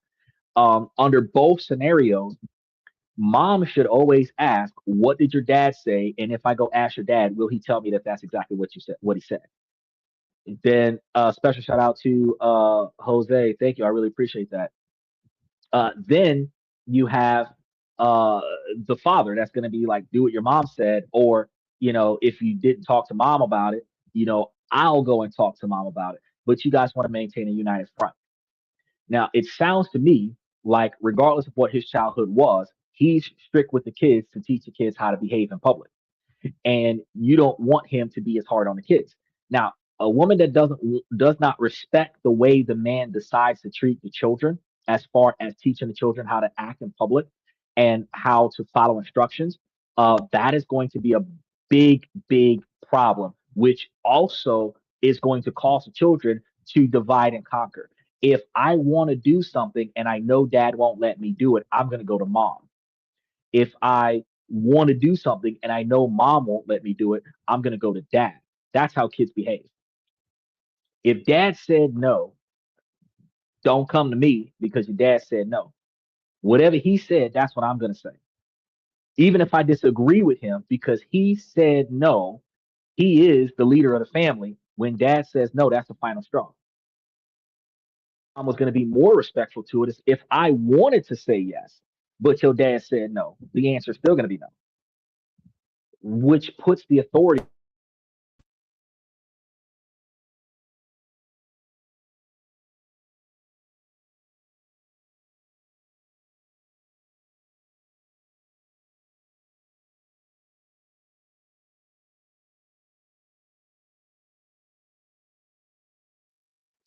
So testing, yeah, okay, good. So what I was saying was, even in that dynamic, it puts the authority on the father to make the finite decisions for the kids. And I know some women are like, oh, well, it should be 50-50. It should be 50-50. Oh, it should go both ways. Look, ladies, if you teach your children to listen to their father, whatever their father says, do what your dad says. You reinforcing parenting from that particular angle. Dads do that instinctively. Historically, everybody says, listen to your mother. But women say, oh, no, you're being too hard. Oh, da, da, da, da. You shouldn't say, you shouldn't do. Look, if you disagree with my decisions with my children, you and I should have a discussion about that after I finish dealing with this situation with my children. And you're not going to have that discussion with me in a scenario where it's loud enough for the children can hear us arguing about the fact that you didn't like what I said. So if the kids are going to go spend a night by their friend's house, and then you and I are going to have an argument about why you didn't like what I said to the kids 5 days ago, that's fine. But you and I are not going to argue in front of the kids. You and I are not going to argue in a different room as the kids where the kids can hear me and you disagreeing about the kids. Okay? Mutual respect in a relationship requires for reinforcement. Just like you got to treat parenting like police treat social interaction. 5 cops will show up. 1 cop will be breaking every law in the book. The other 4 cops will be sitting there watching it. Nobody will challenge the first cop that's being ridiculous. All 5 cops, blue blood code, everybody sticks together. When they tell the police report, they're going to support the person who said it, who did the wrong thing, and make it seem like he did nothing wrong. Now, when those police officers get back to the precinct, when they get back to the locker room, they're going to look at one another and be like, hey, man, such and such situation, you fucked up there, right? You should probably not be so harsh with the citizens, right? We're trying to build public rapport, right? They will have that discussion in the precinct. They're not going to have that discussion on the street. And likewise with parenting, it's the same thing. You don't argue with your husband in front of your kids. If I said sit down and shut up, and you look at mom should be, your daddy said sit down and shut up, sit down and shut up. Then after the kids sat down and shut up and dad resolved the situation, then later on that day or later on this week, hey, I don't think we should actually tell our kids legitimately to shut up. Maybe we could try nicer words like be quiet or calm down or give me silence or something to that effect. And then dad can respond with, well, if in the event that they're being cooperative, then I could try using nicer words. But if they're being defiant, then I'm going to tell them to sit down and shut up. And if they continue to be defiant, I'm probably going to start cursing. That's how you negotiate the situation. Michael said, never be a male in a field that is dominantly female workplace. Well, you can be a male in a female workplace because take male cheerleaders. Most of the people in that field are female. Probably the only male is probably the dudes that throw the girls up and the coach. Right? Probably the only safe place that a man can have a job around a bunch of girls is if he's the coach of a cheerleading squad. Because everywhere else, he can't be in a public park reading a newspaper with 5-year-olds playing on a swing, but he could teach girls in short dresses how to dance. Steven says, I'd rather be surrounded by females. That's not why I'm in college, but it's a perk when I get out. Well, truth be told, men are going to be more confrontational with dominance and assertion of authority. Women are going to be more irrational in the workplace. When you start talking about logic and reason, they don't have very many rebuttals. So when a woman brings logic and reason to the table, if it makes sense, you have less to debate. So it's easier to work with women in the workforce because when you are both making it make sense, there's less to argue about. Men will fight about, I want to be right or I want to be in control. Women will fight about, I want to be heard. Well, if I heard you and your ass didn't make sense, then I ain't nothing else for us to talk about. But if I heard you and you made sense, let's do what she said. So it's easier to work with women in the workforce. But we also have to recognize that women with their scantily clad outfits makes it harder to deal with in the workforce, because while women got cleavage and unnecessarily short skirts, because you shouldn't be showing kneecaps in the workforce, but they do. The fact is that women are not going to be brought to human resources the way men are. So we got to recognize that. Michael says, all these society platforms must be on most TikTok to WhatsApp, Bumble, Twitter. Yeah, the social media platforms are like Bumble, Hinged, Tag, Twitter, Twitch, TikTok, Snapchat, Instagram. There's a lot of social media platforms. Facebook used to be just for college students, but then they went public and now it's for everybody. And Facebook replaced MySpace, right? And all of these places were supposed to be for social interaction, but every social interaction platform is a dating style platform because you socially interact with people in order to hook up and make dates, right? So everything on social media turns out to be a we're going to end up talking a date kind of scenario.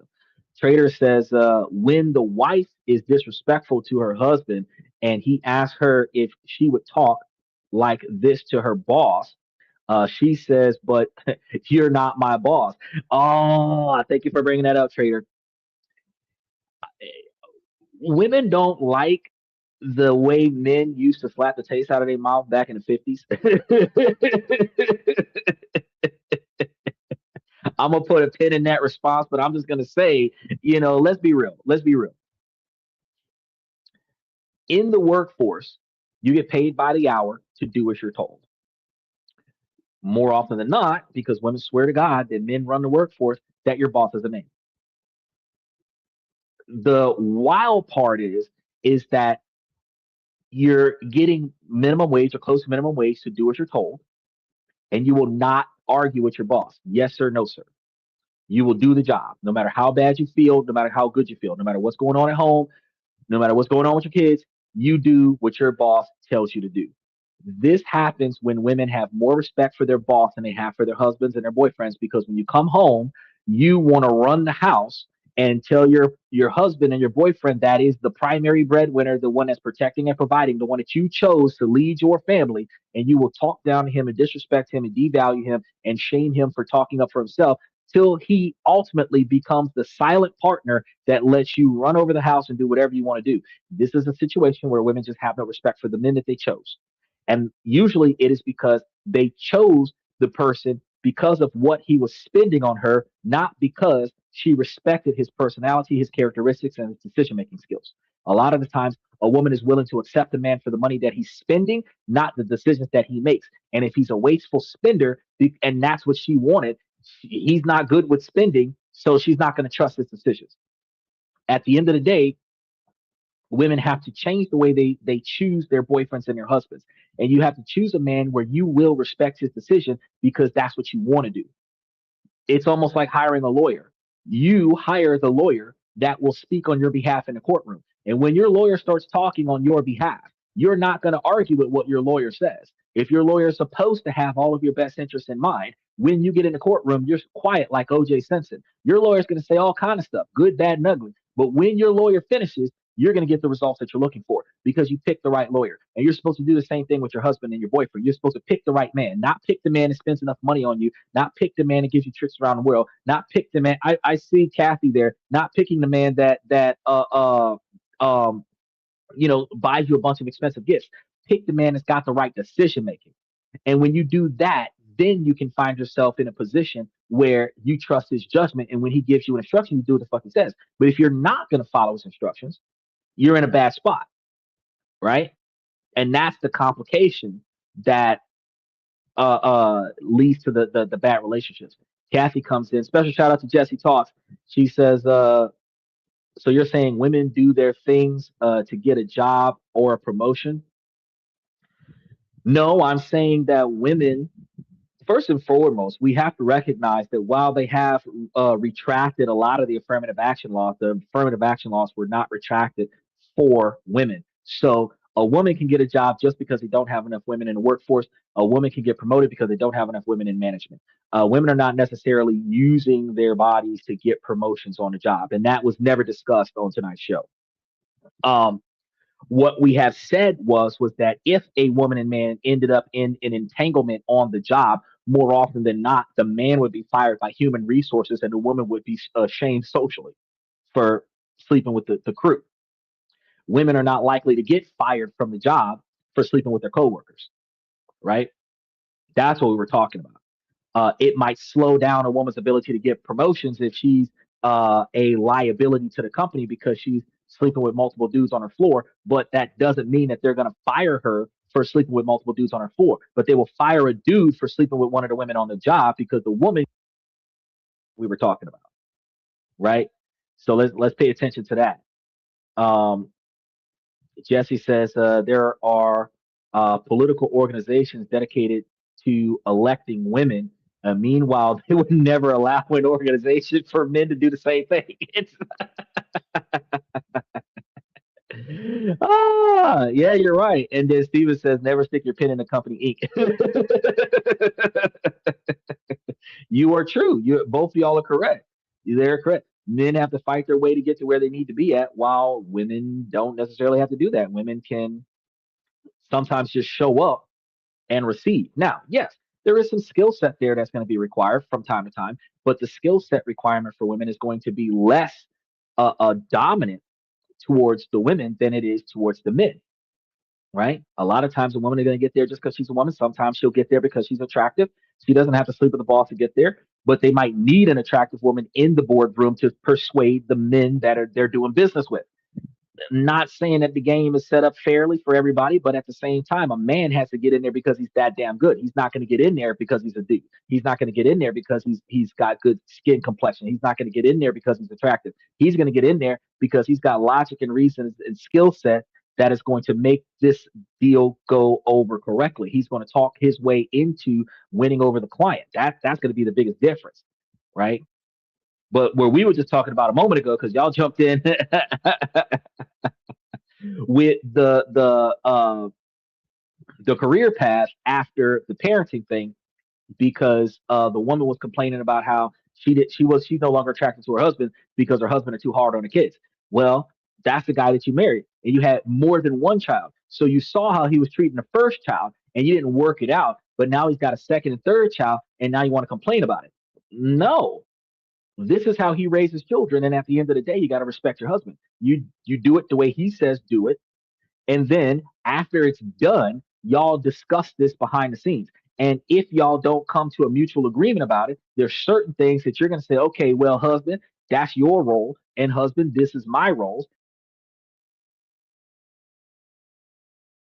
Oh, the mic died again. So what we're gonna do while I charge the mic a little bit more, because the mics are not holding up tonight. They used to run like 8 hours, and now they're running an hour and a half. So I'm probably gonna have to get me some extra mics over the next couple of weeks. But while we're waiting on that mic to charge, we're gonna go ahead and listen to the other comment. But I appreciate you stopping in, Jesse. If you got something you want me to know about, let me know, and we'll talk on that at the same time. But let's go ahead and touch base with this other lady that had a complaint. Gathering out in the country, and I wanted to smoke a little weed without anyone seeing me. There was a storage building on the property where everyone was hanging out, so I figured I'd go in there since it looked empty. I opened the door slowly and looked around. Nobody was inside, so I lit up. About 5 minutes later, I heard the door open, so I panicked and hid because I didn't want anyone catching me smoking. Then I watched my cousins, boy is 17 and girl is 18, walk in, and they immediately started making out. Like, not joking. I was completely frozen. I couldn't believe what I was seeing. This is where I made an even dumber decision. I thought about taking a picture because I was so shocked nobody would believe me. I was way too high though, and I forgot Snapchat makes that loud camera sound. They both instantly turned around and saw me. Nobody said much. I just awkwardly left because I had absolutely no idea what to do or even say. Dinner that night was one of the most uncomfortable things I've ever experienced. I could barely eat because my stomach was in knots. Now it's been 5 days, and the girl keeps texting me begging me not to tell anyone. I haven't responded much because I'm honestly just thinking, what the actual fuck? I don't even know what to do with this. I never wanted to be involved in whatever this is, and now I feel like I got dragged into some. I don't even know what to do with it. He says, I never wanted to be involved in whatever this is, and now I feel like I got. Oh, I paused it too early. Secret I never asked for. What would you do in this situation? I was trying to time it. So I have a friend who is 15 years old. What would you do in this situation? All right, so I was trying to stay timed up with it, but I failed on that regard. Before I get on her, Jesse said Minnesota has a Republican female candidate for governor named Lisa DeMont, who is super establishment. She is half black and looking exactly like Camilla. Two other big candidates in the primaries. Okay, she doesn't have the capacity to lead, and some women do, but Linda DeMont doesn't know how to lead. Well, I mean, Jesse, that's a good observation to recognize that some people, male or female, do not have the characteristics and capacity to lead. You have to recognize that there are a lot of people that apply for job positions not knowing what it takes to fulfill that job position, but believing that they can win that job position just by fluffing their resume. And when it comes down to running for political positions, a lot of the times, because you're talking about governor, they don't even know what a governor does, right? They just know that if you get elected because I'm cute, if I get elected because I'm a minority, or if I get elected because people know who I am, I got elected. And that election comes with authority and a bigger paycheck. That's what they know. Then they dive in. Now, sometimes, male or female, they don't even you said I don't know. He says Lisa DeMont is a fine candidate. Don't know what y'all are smoking. I am not smoking nothing. I just read what the man said. And I can tell you, I don't know who she is. So I don't have a heads or tails about her. All I'm saying is that hypothetically, a lot of people do apply for jobs that they don't know anything about. So in that dynamic, I can say that since I don't know her, and you're saying she's from Minnesota, so and I'm not even in Minnesota, so I didn't even follow the political trends in Minnesota. But I can tell you that if she does not have results in her career, where in her field she has done things to improve and progress her field, ultimately, I don't have any like procedural evidence to support a promotion. But if she has results, then I can see either she could get promoted or not.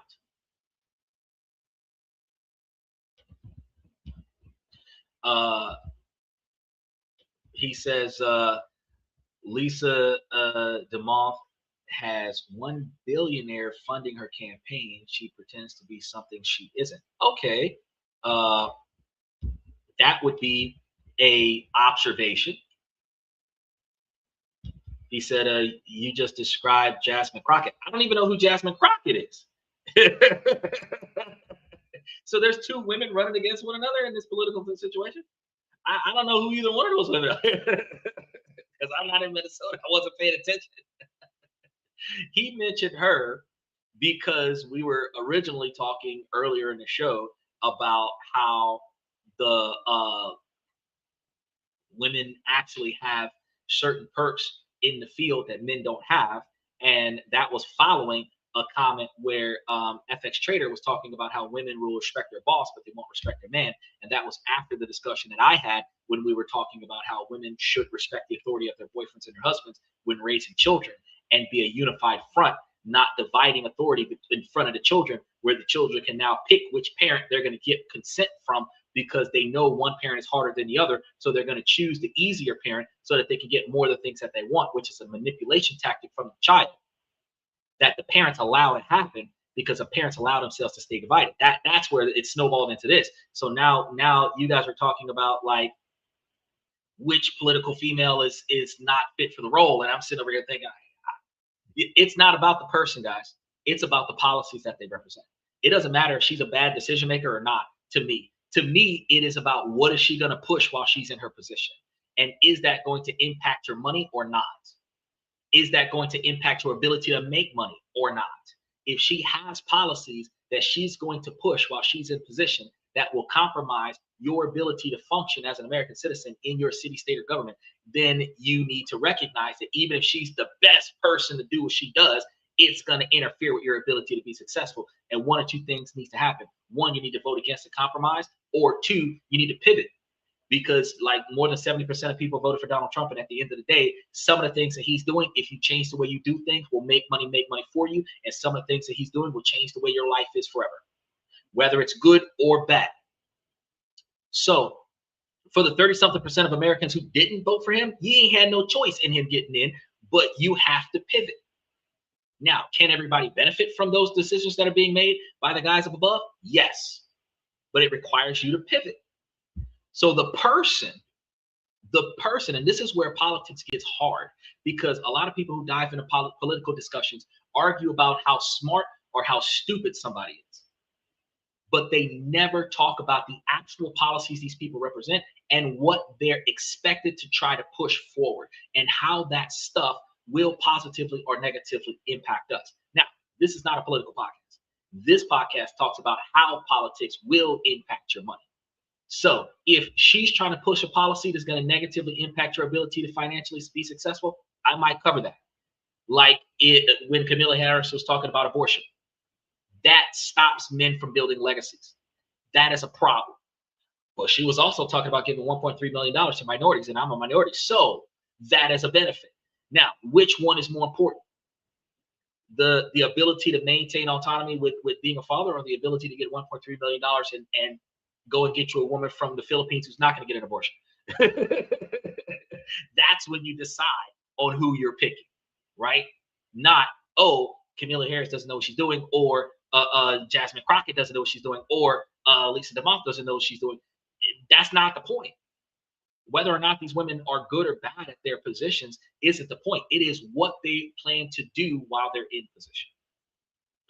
Jesse says the billionaires has given Lisa DeMont over $3 million. And Donald Trump made a decision that's going to raise the debt to 35 from $30 trillion. And even though he might cause the debt to go up a lot, he may be making some financial changes that causes the debt to go up a lot in the short term so that the debt can go down in the long term. It doesn't mean that their bad decision making is going to hurt us. What matters is that their policies will hurt us. We need to pay attention to those policies, not the people. He says Jasmine Crockett is in Texas. Okay, so you got one in Minnesota and one in Texas. So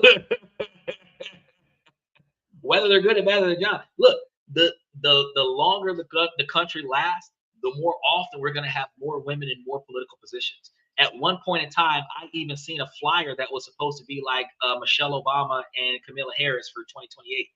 It would be a 2 female president, vice president campaign trail. And I don't know if that's true or not, but if it were true, like, how would we feel to have the United States run by just women? It would give all women no excuse to be irresponsible. Doesn't mean they're going to stop being irresponsible. It just means that it gives them no excuse to be irresponsible. The same way when Obama ran 8 years as president, it gave all minorities no excuse to be irresponsible. But even after he got out of office, they're still irresponsible. The lower bottom 75% of Americans that make bad choices are going to make bad choices regardless of who's in office. That's the reason why they live paycheck to paycheck. That's the reason why they stay broke. It's because they have not yet recognized that they need to change their lives and make better financial decisions. It is because that even though they know that they need to change their lives and make those financial decisions to improve themselves, they're content with where they are because change takes effort, and that is the effort that they currently don't possess. That's the reason why they're willing to be stagnant, okay? And that's a lot of times what happens in relationships, because people that get into bad relationships get into them for the wrong reasons and stay in them because it's easier to be in this bad relationship with someone I'm familiar with than it is for me to start over in a new relationship with someone I'm not familiar with. He said Lisa DeMont was beat at the GOP convention by Kendall Quallis, a Black businessman. Okay, and the My Pillow guy, Mike Lindell, is also running. Okay, so you've got a bunch of people that I don't know, where she wasn't able to answer the questions as good as the other people there. And it could very well be because she doesn't have a full grasp of what's going on with that particular role. But it also makes a lot of sense that, you know, we're supposed to be paying attention to what policies that they're pushing. Because notice, what just happened here is that the whole discussion shifted from respect the father of your children to which women shouldn't be in politics. But none of the women that are in politics and none of the men are in politics are important. What's important is the policies. Not one shift to the policy that they represent, though. She don't answer questions well. What's that got to do with the policy she's trying to push? Because she don't have to answer questions well. Her cabinet does what she says do, and then they try to make it successful. Because when she's the decision maker at the top, she delegates to everyone else. So if there's 5 men next to her that's jobs are to make her successful, that's what's going to happen. Right? So whatever she says, well, this is what I want to see happen. She could be the dumbest person in the room. If there's 5 people in there to make that happen, your question is, what does she want to see happen? And is that what we want our country to be like? Is that the city and state that we want to be like that? Nobody's paying attention to that. They're paying attention to, oh, she's here, she looks stupid, she doesn't have a good outfit, she's dumb, she don't talk right, this one's got a list. This is like beauty pageant statements. This is popularity contest statements. This isn't actual political discussion because you're not talking about their points. You're not talking about their actual values. What do these people value? Y'all don't know. Most of y'all don't know. I know Jesse knows, but a lot of people who argue politics don't know. Jesse says there were a ton of paid political staffers who were voting, and they all were voting for Lisa DeMont. The grassroots people all unfined or all unified behind Kendall Qualls. So the people who voted for Lisa were employees, and everybody's got the right to vote, and everybody else who wasn't her employees voted for somebody else. The same way the entire police force votes for the chief of police, and all the sheriffs vote for all of the people in the sheriff's department, all the deputies vote for the sheriff. It doesn't change anything.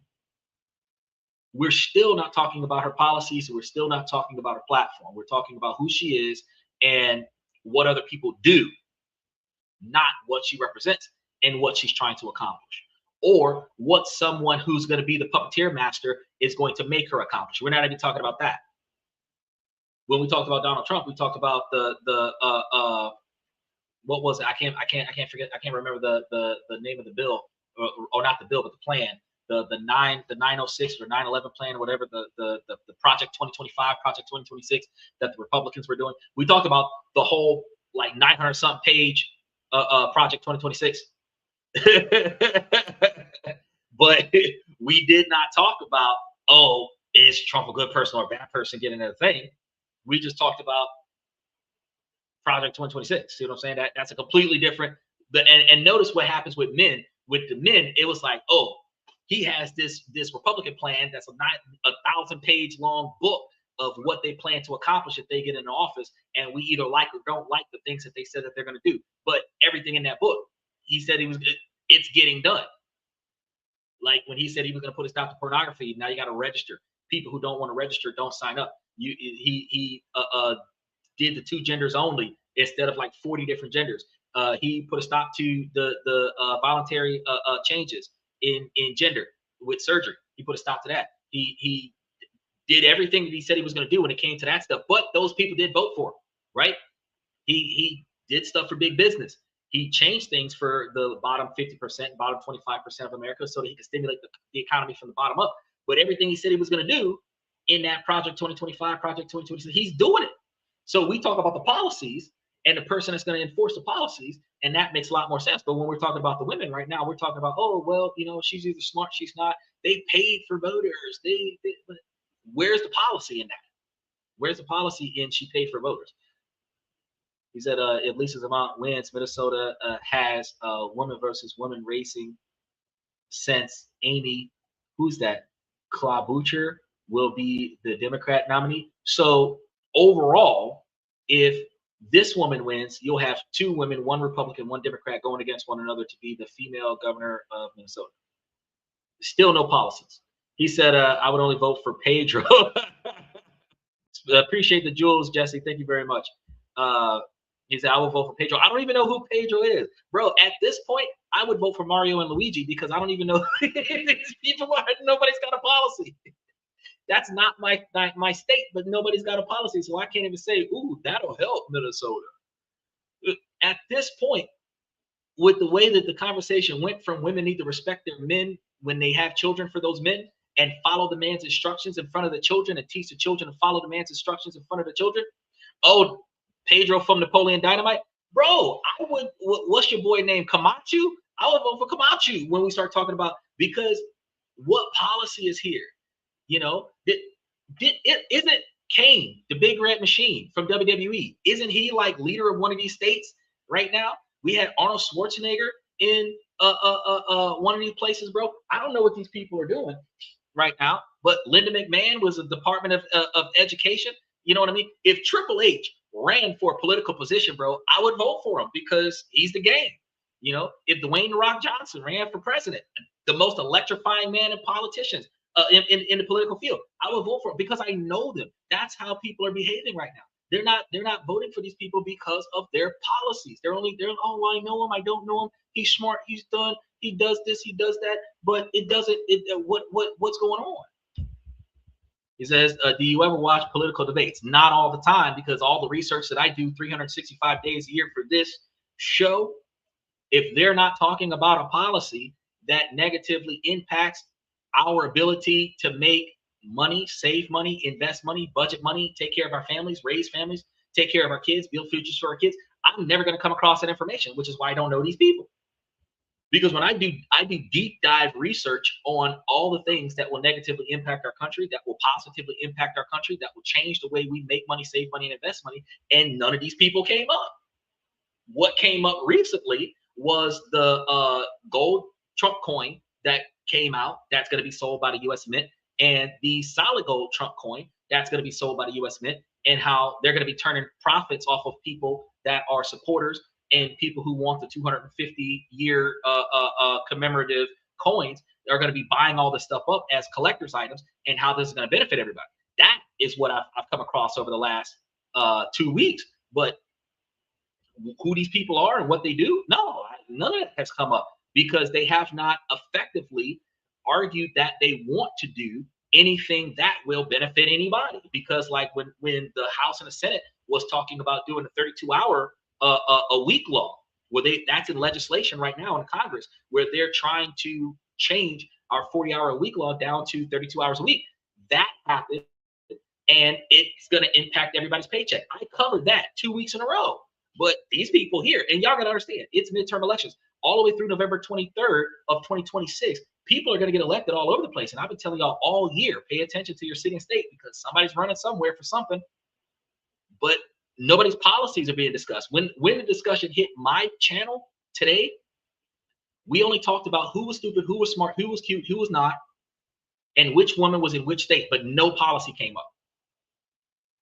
The closest was she doesn't know how to answer questions, but no policy came up. So even if I didn't watch the debate, if the conversation came into the chat that such and such woman was aiming to dismantle healthcare, that's a discussion.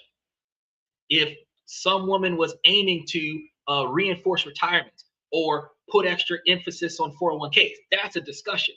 If some woman decided to reinstate corporal punishment into the local school, that's a discussion, because we will be talking about what she's trying to accomplish, not who she is. I don't have to know any of these people for you to put up one of the things that they believe that they should achieve while they're in their position.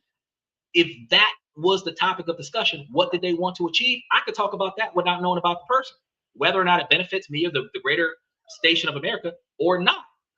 But at the end of the day, if we're talking about which person is which person, and oh yeah, this will be the first time the two women are arguing against each other on national TV since the war. Not really, because they argue with each other on Bad Girls Club on a regular basis. They argue with each other on Desperate Housewives on a regular basis. But this is the first time that they've done it in a political fashion since the war. Well, what are the policies that they're arguing about? So he said, I watched he watched a lot of the governors and the U.S. Senate's debate to learn about candidates. True. And then he says, Kane is a mayor in Tennessee and recently opposed flock cameras. Yes, I saw that. I think I mentioned that on the show earlier this week, because Kane, that was the first time I talked about Kane, because I realized that he was in a political position because he said no to flock cameras. He banned flock cameras in Tennessee. Now, Notice how when you talked about Kane, you talked about a political position that benefits his state, right? Notice when you talked about, who are these women? You talked about Lisa, you talked about Amy, you talked about Kendall, you talked about who was it, Jasmine. All you talked about was whether or not they were smart or not. But when you talked about Kane, he put a stop to flock cameras. See how when we talk about the women just got to show up, but when the men had to do something to be part of the discussion. Nobody jumped in and said, "Oh yeah, man, I like Kane. He was the big bread machine, the brother of the Undertaker, WWE champion, hardcore champion, tag team champion, blah blah blah blah blah blah blah. He should be mayor." No. Soon as you mentioned Kane, you said he put a stop to flock cameras. But when you mention those women, what did they do? What are they trying to do? Nothing. Nobody said anything. The response was, "Did you watch the debate?" I didn't watch Kane's debate, but I know that Kane did something that will benefit people. And I believe that more people that are in Kane's position should be able to put a stop to the flock cameras. He said Kanye West teased the fact that he would run for president a few times. If he debates, I would watch it. I don't think I would. He said Kanye made it. He said Kanye made it on a few different state ballots for president. That would be interesting to see. But again, what is he running? What is he planning on doing? Does he want to become president to be the second black president in history? Because nobody cares about the second one. They only care about the first one. Like, what policies does he plan on pushing? Steven says, I just pulled up Lisa's picture and I can confirm she will not win from looks. See, look, reinforcing everything I've been saying for the last 25 minutes. They're not here. A lot of people, wise or not about politics, are not here talking about the policies. They're here talking about the people. But the people don't really make the policies. Because the governor is not the only person that makes decisions. The governor is going to make a recommendation. The governor's going to sign off on it. You have a local Congress in every state that's going to be able to decide whether or not we're going to do stuff. So you have the leader, and then you have a select few right below the leader that decides on stuff. So you got the checks and balances on every level of government. And ultimately, the policy itself that the person at the top in that particular state is going to be trying to push for, that's what you're supposed to be paying attention to. So let's say that Kane decided to run for president, right? If he's put a stop to flock cameras in Tennessee as president, he'll put a stop to flock cameras around the country. I would vote for that.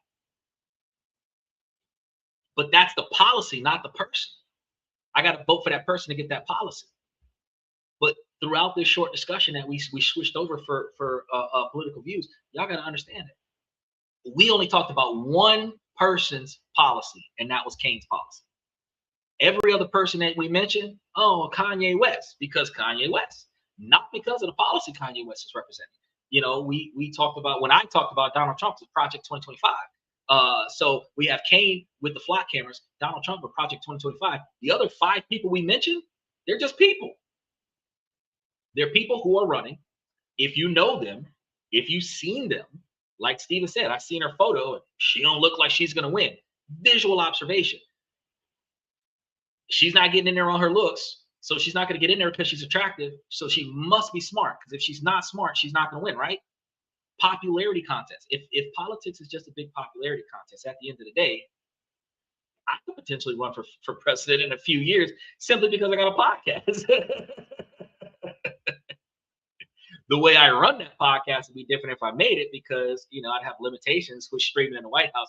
But at the same time, you know. Okay, so here we go. He says Lisa DeMont is in charge of the state Congress House as the speaker. And she has been terrible. She kept the use of 1,000-page omnibus bills. Okay. And the establishment hides corrupt things in it. But what is she trying to accomplish when she gets elected? This is almost like saying, well, you know, Hillary Clinton should not have been voted in. She wasn't, but she shouldn't be voted in because she had one of the White House servers in her basement. They were still using it. But that woman would have standardized healthcare where everybody would have gotten free healthcare. So anybody right now who hates the Obamacare plan and they want to blame the Democrats because it is designed to make it mandatory for everybody to have healthcare, but it was not reformed to a way where nobody had to pay for it. Insurance companies have the legal right to raise the prices on it, but they have the legal responsibility to approve everybody. Now, if your health is shit, your insurance is going to be higher than what it would be if you was healthy. If you don't need health insurance, your health insurance is cheaper than what it would be if you need health insurance. And that's the problem. Hillary Clinton would have made free healthcare across the board, so you would just go to the doctor and you wouldn't have to worry about it. Now, would that have eventually required us to raise taxes? Probably. But every country around the world that's got better healthcare, we're like 135 when it comes down to good healthcare. The other 134 countries that have better healthcare than us are all like government provided healthcare. It's not privatized health systems. So when we talk about true policies, I would have voted for the free healthcare. And that was the same year that Obama was going for a second term. So he didn't even get my vote for year 2 because I wanted the free healthcare. See the difference? Steven said free healthcare, sign me up. So that's what I'm trying to tell you. So if we would have had 70% of America that wanted free healthcare, Obama wouldn't have got a second term. He said they passed a budget in corrupt bills. Each bill passed should only be one subject. The bill she passed were always multiple subjects. That's politics, though. What bill is she trying to pass now when she gets into office? I understand that you're telling me that there's some corruption behind her position. And while I understand that you're telling me that there's some corruption behind her position, I'm also recognizing that, hold on. It looks like, hold on, somebody's trying to dive in real quick.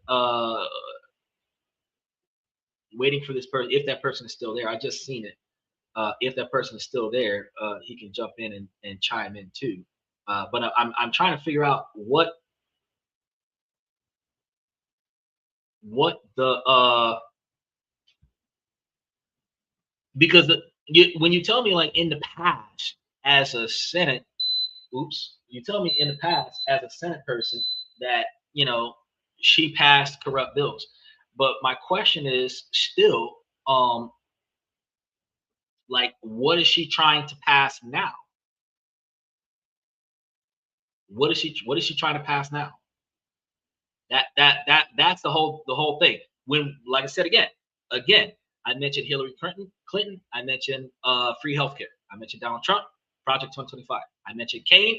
I mentioned you mentioned Kane. You mentioned the flock cameras. Notice how political position, political policy. When it comes to her, she has no political policy. You just don't like the fact that she passes corrupt bills from the past. Understandable. Well, what is she trying to pass now? Understandable. I think somebody was trying to get in over here on TikTok. I just caught that when I looked over to the right. If you're still here and you want to chime in appropriately, let me know, because I was looking for a comment that said tag me in, and I would have tagged you in, but I missed it. And then when I looked back over, I was like, oh. But yeah, that's what I'm trying to say. So when you say, well, and that's what happens in Congress when they have the government shutdown. They have one long set of stuff in a proposal, and they don't agree on all of them. And because they don't agree on all of them get denied, and that puts them in a position to not get anything done.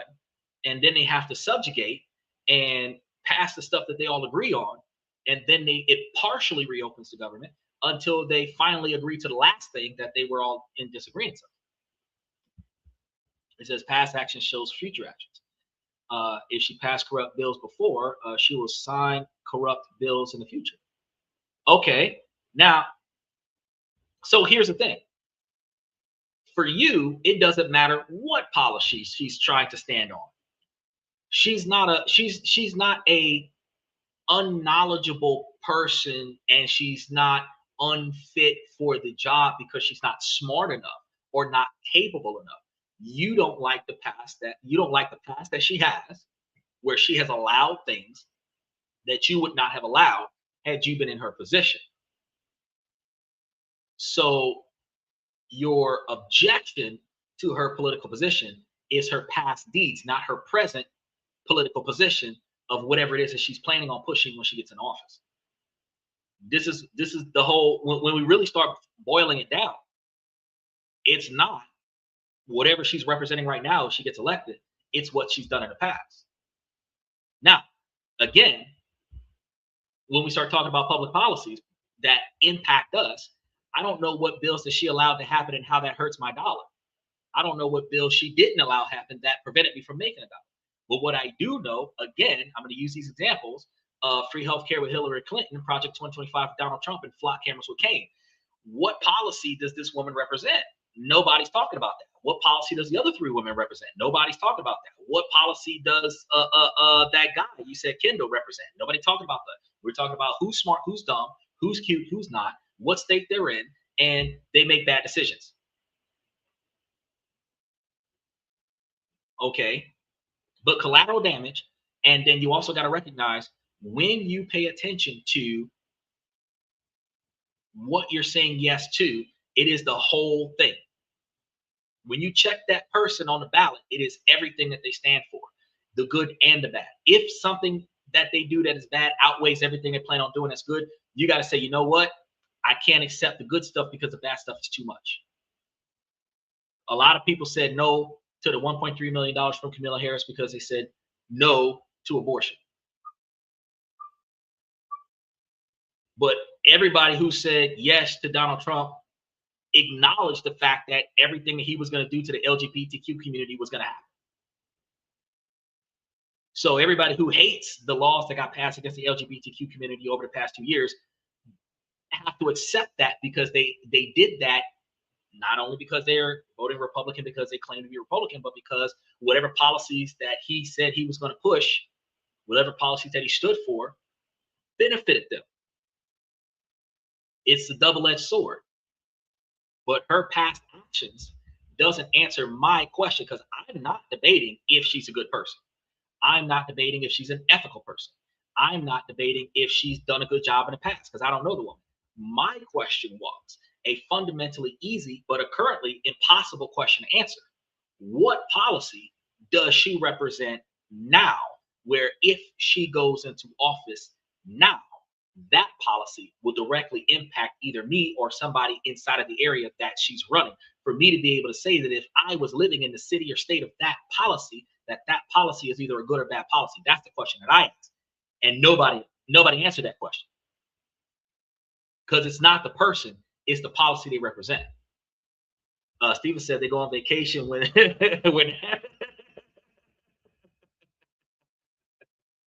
he said I'm undecided between Kendall Qualls and Mike Lindell for the GOP primary. I'm undecided about everybody because I only heard one policy out of the recent people, and that was Kane's flock camera thing. I don't hear any policies about Kendall Quall. I don't hear any policies about Mike Lindell. I don't hear any policies about Linda. I don't hear any policies about the other woman, Jasmine. I don't hear any policies. All I hear is there's personal bias against certain people that are running based on stuff that you know that they did in the past. These are people that I don't know and stuff that I didn't know that they did. So I can't weigh in either way on their past, but I can weigh in on how their policies will impact me today. Again, you're telling me passing 1,000-page omnibus bill is a policy. And what is in that omnibus bill that negatively impacts you or me? What is it? There's 1,000 pages. There's 965 or some odd pages in Project 2025. And I read all of that, and I was able to tell you which parts of Project 2025 was not going to benefit certain people, while other parts would benefit everybody else if we change the way we do what we do. So, I mean, it's 1,000-page long omnibus bill that, what about it do you not like? And we spent like 35 minutes on this.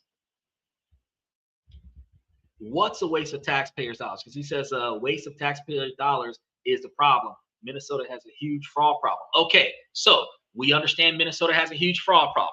What is waste of taxpayers' dollars that you are considering is fraud that is inside of this omnibus bill? Get down to the bottom of it. Because when we talked about Project 2025, I can name 3 or 4 things in that people didn't like happen to them that actually did happen, that he said that his cabinet wrote before he left office in 2017, and it went into effect in 2025, and he passed almost 200 something executive orders in less than a year, more executive orders than any president in the history of the United States, and he did that under the same guidelines of the Project 2025, whether he stood on it or not. And you got to recognize that I can call out from Project 2025 different things that he said that he was going to do out of that whole Project 2025 that's almost 1,000 pages long. But from this omnibus bill, you can't tell me 5 things that's in there that you think is fraudulent, corrupt, that you think is unfair to the average person. None of it.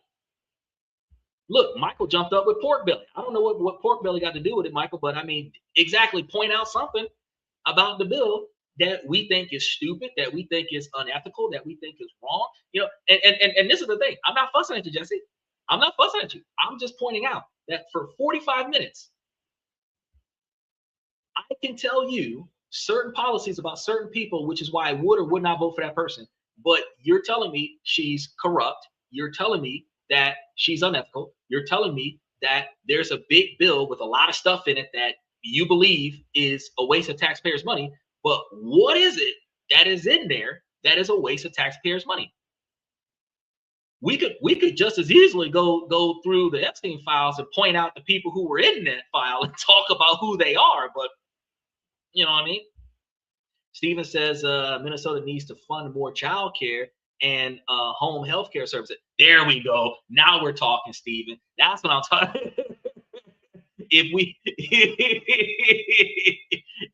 we did more child care and home health care services and actually have it beneficial for men, where maternity leave is not just given to women, paternity leave is given to men, where men can take a few months off and help the wife with child care, or in some situations they can alternate out where mom takes off from work the first like 3 to 6 months of child care, paid leave from the job, and then dad can take off 3 to 6 months off from work and take care of the child, where mom can go back to work, paid time off, and then after the first year of them not being at work together, they can find a way to factor in a babysitter so that they can both go back to work, which stabilizes the income more. I think that is a fantastic policy, because that shit's working in Southeast Asia and in South Korea. Both parents gets a 12 months off paid leave from the job if they give birth to a child. That way mom's not overwhelmed and dad's not underperforming, and the child's got both parents in the household and they can figure it out. And if they need extended time, they can apply for it. That's a good policy to talk about. We don't talk about stuff like that. Jesse says the mouth pretends to be pro-life, but voted to fund abortion and Planned Parenthood. She claims to be pro-gun, but voted for gun control 3 times. Okay, so you're telling me what she did. You're not telling me what she's trying to do. I'm not debating what she did in the past. All women are going to, not all women, but the majority of women are going to be for abortion and for Planned Parenthood, where the women are taking birth control and Plan B and everything and all of this stuff, because My Body, My Choice is going to be what women are going to advocate for, their ability to be irresponsible after the fact when they end up pregnant after she made a poor choice and slept with a guy. Okay, we understand that. I'm not going to argue against that. The fact is that they're going to still say that they're pro-life, because you got to remember, we're talking about a woman. We're not talking about a man. It's not rational thinking. You're not pro-life if you're okay with abortion, but you will advocate for pro-life and then think, well, we should get away with the death penalty. Instead of saying, let's stop killing off our children, we can increase population, where other countries have to promote population control by paying for 50 to 100% of childcare on every financial level, to repopulate the society. All we had to do was ban killing the kids, and all of a sudden we're looking at almost a 30 to 40% increase in childbirth. The whole world is dealing with a population control problem, but what we did was stop killing them. What other countries did was pay for the ones to get born, right? Then you say, well, she's going to be claiming pro-gun but voted for gun control. Yeah, everybody should have guns, but a lot of women are going to say, well, you know, we should put more restrictions on the usage of and accessibility of. But those are going to be the same people that don't think that criminals are going to not follow rules. Some people believe that if you put more rules up there, that the criminals will conform. The truth of the matter is that being pro-gun, saying that everybody can have one, but then being more strict about how they're allowed to have them, they may think that if you force people to be more responsible, that we'll have more safety. Our problem is not the responsible gun owner. Our problem is the irresponsible gun owner, or the person that has no respect for the law. Those two individuals are the ones we have problems with. So instead of promoting gun control laws, we should promote consequences after you've misappropriated your firearm, or after you've allowed somebody else to misappropriate your firearm. So, for example, the parents of children who use the firearm and go and do something that they ain't got no business doing, and somebody gets hurt or killed behind that, the parent goes to jail for that. That's all you got to do. You don't got to force adults to have gun safes and all of this other stuff in their house. No, if your kid takes your firearm, goes down the street, takes somebody's life, you're going to go to prison with your child. Accountability. That's all you got to do. You don't change the laws to make it harder for honest people to get firearms. You change the laws and punish the people who don't. Right? But I understand. You're telling me what she did in the past. That's not a policy that she's pushing right now. Most politicians have an expected agenda of things they want to accomplish while they're in office. And for an hour, I've asked, what does she want to accomplish while she is governor, mayor, whatever it is that she's trying to do? What does she want to accomplish? That question has not been answered. You're telling me how she's a bad person with her bad decision-making skills? I'm not debating that. I want to know what she's running for. Does she want to get in office and continue to push the omnibus bill at a higher level? What is she running for? What is her campaign pitch? I didn't watch the GOP, but for over an hour, I can't get the answer to that question, which ultimately means that she as a person is irrelevant in politics, because whatever it is that she stands for, nobody really knows, because we can't even talk about what she stands for. We're talking about her and her decision-making skills, which is not politics. That is a beauty pageant. But this is how political platforms turn out. It's arguing who's smart, who's dumb, who's attractive, who's not, who has poor ethics, who has good ethics, who's moral, who's ethical, you know. But what about the policies? When did political debates become bashing people left and right and stop talking about the actual policies themselves? Michael says, there's no free healthcare. You'll pay one way or another, more taxes for the middle class. True. Okay, so he says, Lisa DeMont will do in office what she has done before, do as little as possible to change the system and pretend to be a hero. Okay, now that's a personality claim. That's a personality claim. That is not a policy that she's representing right now. All I want to know is, what policy does she represent? That's all I want to know. What policy is she claiming on her campaign trail that she's going to do if she succeeds in getting elected? Even if it's a lie, what is it that she claimed that she would do if she got elected? That's a policy that she's pushing, right? Again, examples. Hillary Clinton had free healthcare. Donald Trump had Project 2025. Kaine had no flock cameras in Tennessee. These are policies that they say, look, while I'm in office, this is what's going down. You're telling me omnibus bill. What's in that omnibus bill? Because with Project 2025, it was a lot of negative things against the LGBTQ. It was big business with the tax exemptions for high earner investors. It was making it mandatory, all of the tax deductions that were happening from 2017, making them permanent after 2025. The big beautiful bill. There was a lot of stuff that happened. that immigration laws, all of that, these are things that were in Project 2025. So when I say what policy, name one.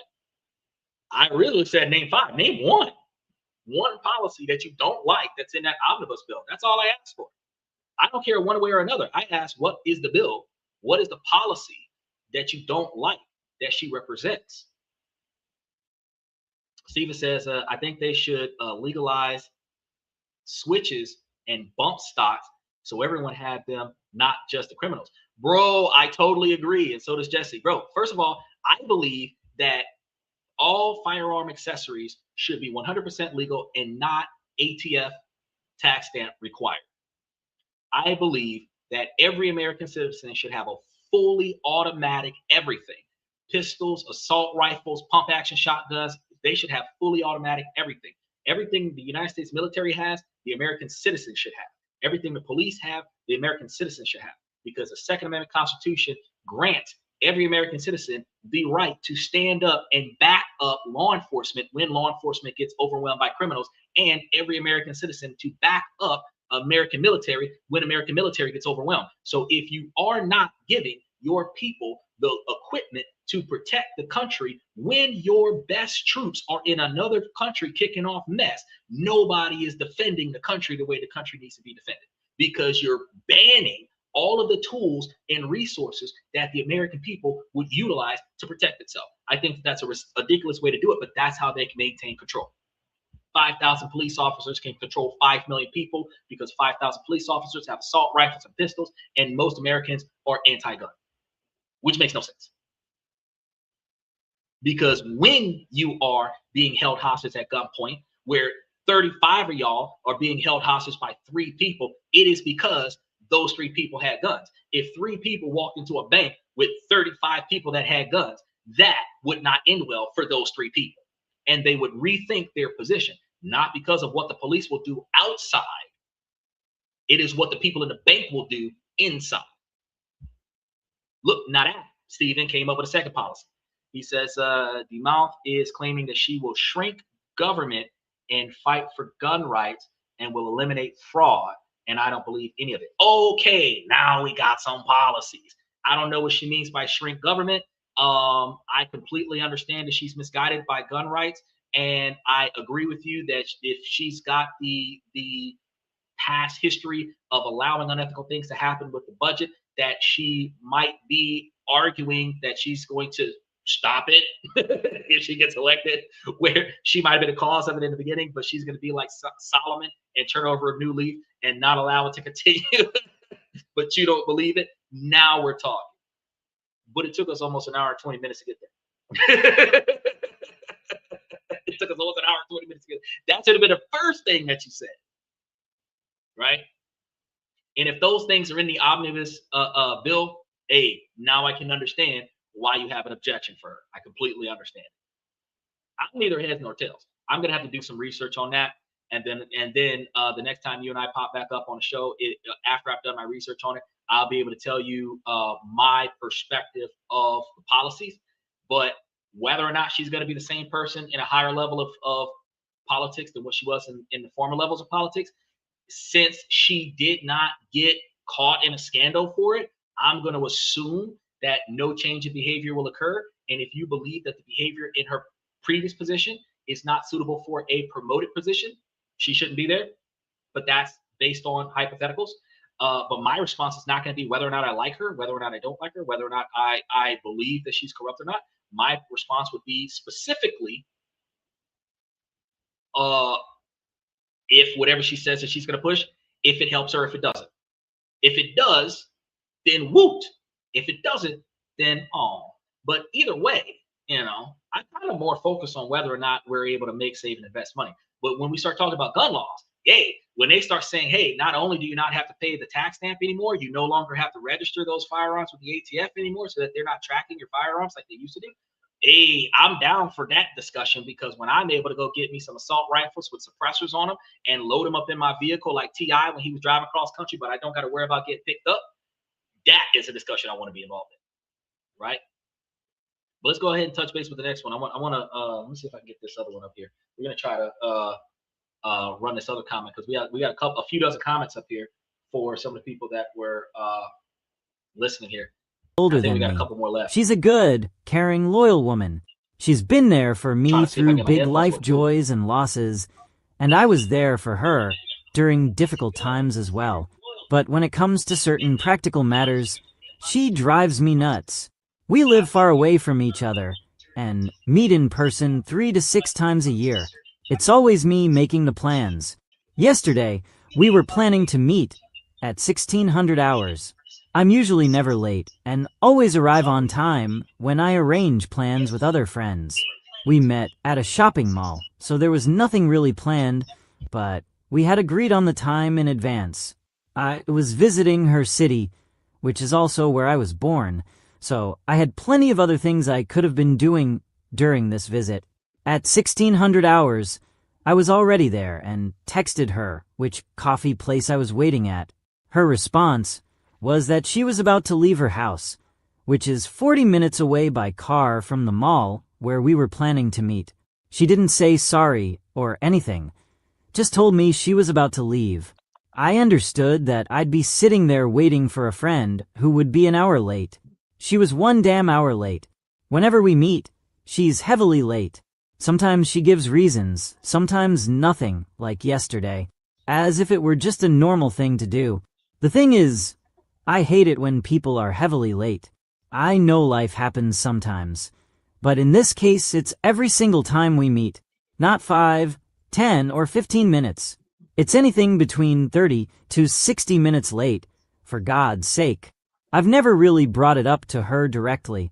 A couple of times I mentioned something between the lines, and once I sent her a link to an article stating that being late is a form of disrespect, to which she replied that she also hates it when people are late, though. My question is, how should I bring it up? Apart from being chronically late, she's a good person. When I was seriously ill, she visited me in the hospital more than my own family members. She supported me through my biggest challenges and joys. She's also quite sensitive to criticism, and I'm not the best feedback giver. Do you have friends like mine who are always chronically late? How do you deal with them? And how would you bring it up if you were me? I find it very annoying and disrespectful of her to keep me waiting like that almost every time we meet, as if my time isn't important. Okay, so before we get back on that, let me go ahead and touch base on Jesse's response because I respect what Jesse's got to say. He says you should definitely look at the 3 Republican candidates for governor in Minnesota because it's a really interesting race. Mike Lindell, Kendall Qualls are MNGOP endorsed. Okay, so I don't know those guys, but he's encouraging everybody to go and take a look and look at least the 2 guys that are in there because the guys apparently have a lot more logic and reason than anyone else that's running. We'll see how that goes. Now, I will see what I can do because I do research. I'm doing a lot of research on a lot of things every day of the week. So I gotta take time to go and look into something that does not directly impact me. And I'm gonna be honest with you, watching a political debate is like watching the Lord of the Rings ice show. Um, it doesn't affect me emotionally. To see a bunch of people insult each other. My concern is just like what we did for the last hour is what is the policy the person may or may not push once they got into office and how does that policy directly impact or indirectly impact me if I am in the area of their authority. Now, in a political debate, that isn't always what they're discussing. There's a lot of scandals, there's a lot of sham, there's a lot of talking about each other's career path in the past, like what they did wrong, blah blah blah blah, which is kind of what happened here today. We spent almost an hour on this side topic, and for repetitively, I tried to keep us on the point of what is it that she represents, and we spent out of that hour really just like you didn't like her because of the past. The one question that I asked in the very beginning of it is like, what does she stand for? It took an hour for you to answer that question. And in the political debates, that's typically what goes on, is that they're going to ask a broad spectrum question, and somebody's going to take an insult towards somebody else, and you don't really get an understanding of exactly what they're trying to accomplish. They very rarely talk about their policies that they plan on producing and how those policies directly impacts the people, or indirectly impacts the people. And there's a lot of discussion where they're bashing each other and really devaluing each other's character and each other's ego and each other's credibility, for the ultimate goal that people will dislike them popularity contest because of what somebody else said. Because we don't know these people directly. We didn't shake hands with them. We didn't sit and have coffee with them. We didn't work alongside them. So we don't really know these people. And ultimately, in order for you to make a decision about somebody who you've never met, who you have no loyalty to outside of being a Democrat or a Republican, I strongly believe that the most logical and rational way to address a situation as to which one to choose is which policy benefits you and which one does not. Now, under the observation, like Jesse Talk said, that the woman that's representing certain things like positive gun laws and negative financial corruption is not a woman of her word. If that is your observation, based on past experiences, you probably don't want to vote, even if the policies do benefit you. But when you're paying attention to who you want to select to represent your city, your town, your state, your jurisdiction, you are selecting the person that is for the same policies that you're for, because that's likely what's going to happen. There is a percentage of individuals that are not going to do what they say, but most politicians are liars. So if they get into office under the false pretense that if you put me in office, I'm going to make changes that you like, and then you put them in the office, and then you do all kinds of corrupt stuff, you voted for them. The policy is what matters more than the person, okay? Because if that person stands on their word and the policies do not favor you, that is worse than if they don't stand on their word and they don't perform any policies. Okay. So that's what you're supposed to be paying attention to. What are the policies? So if I have the time to go ahead and take a look at some of those debates, then I will. If I don't, I'll try to research them on the back end and be able to find out what is actually the discussion and how does it actually impact us and how does it impact our ability to make, save, and invest money, because that is what's really important to me and this podcast. Now, about the gentleman who made the comment about having a girlfriend that's always late, or the person that he talks to, his female friend, is always late. There's two ways that you can handle it. Situation one, you have a person who may not have a good grasp on time, because apparently she is late the time it takes for her to get to you, because she's about 40 minutes away, 45 minutes away, and with traffic, that's an hour away. She's trying to get dressed, and no matter what she does, she leaves when the event starts and gets to you an hour after the event is supposed to happen. Now, what you can do, there's three things now that I think about it.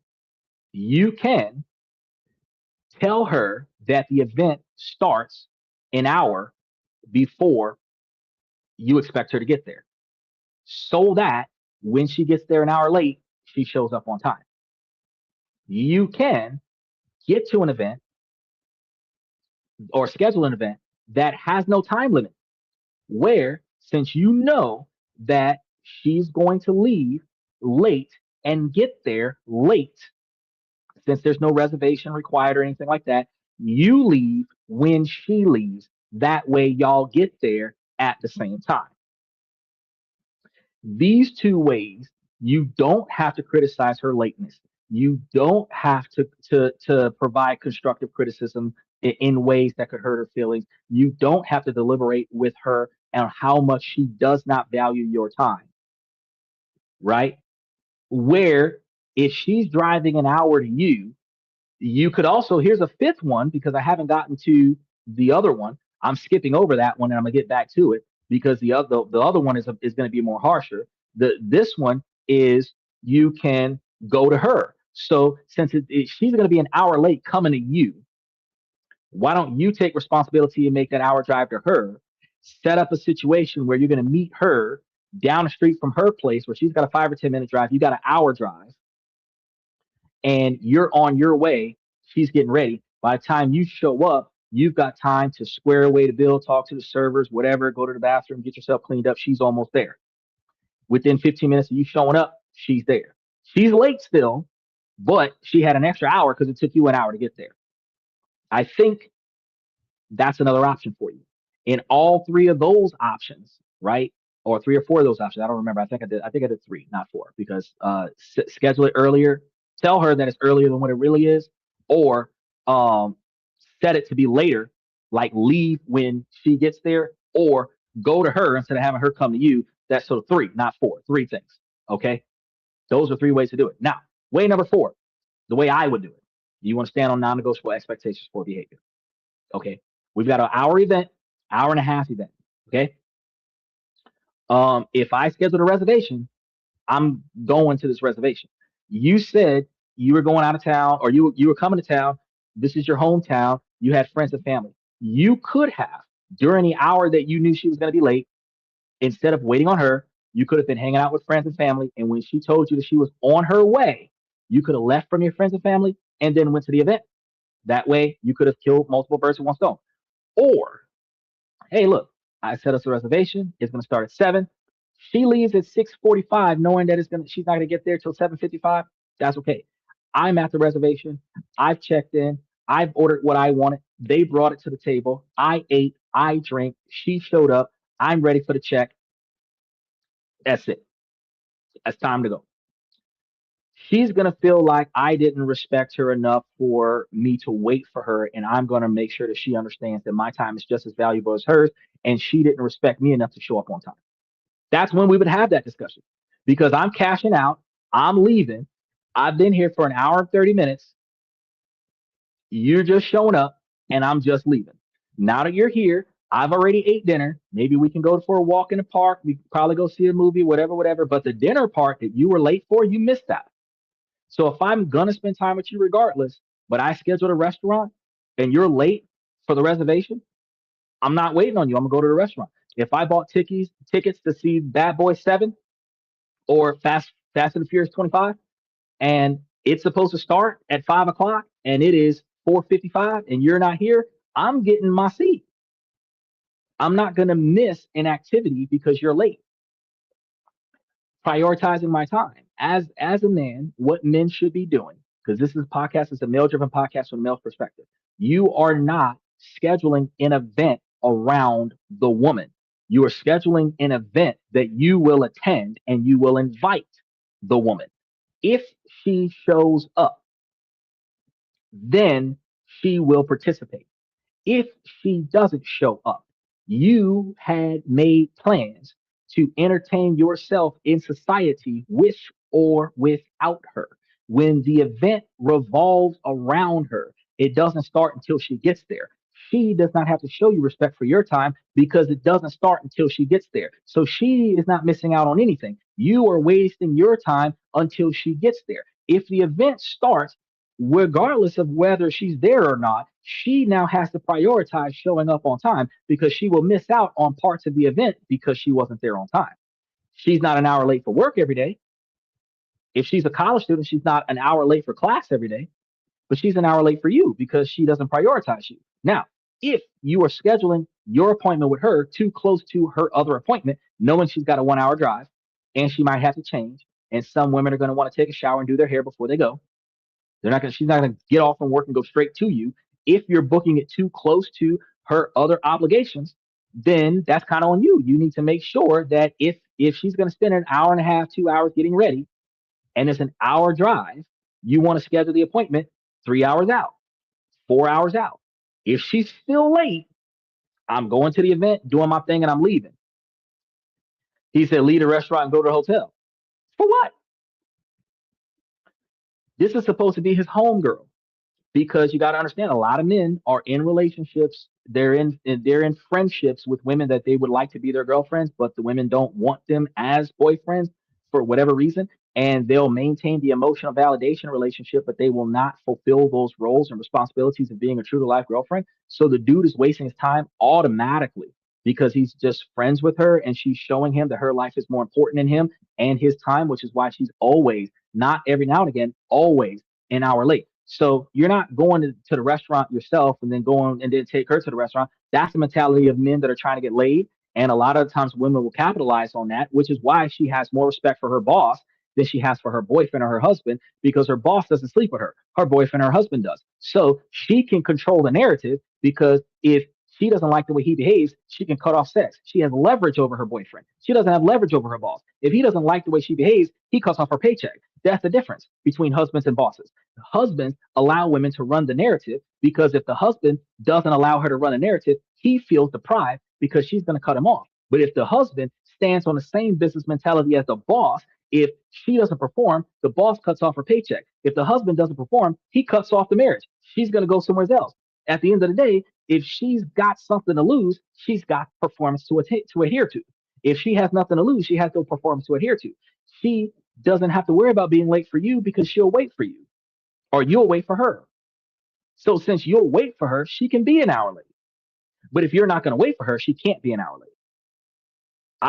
If I told you it's going to start at 9, and at worst, I'm going to start it at 9:15.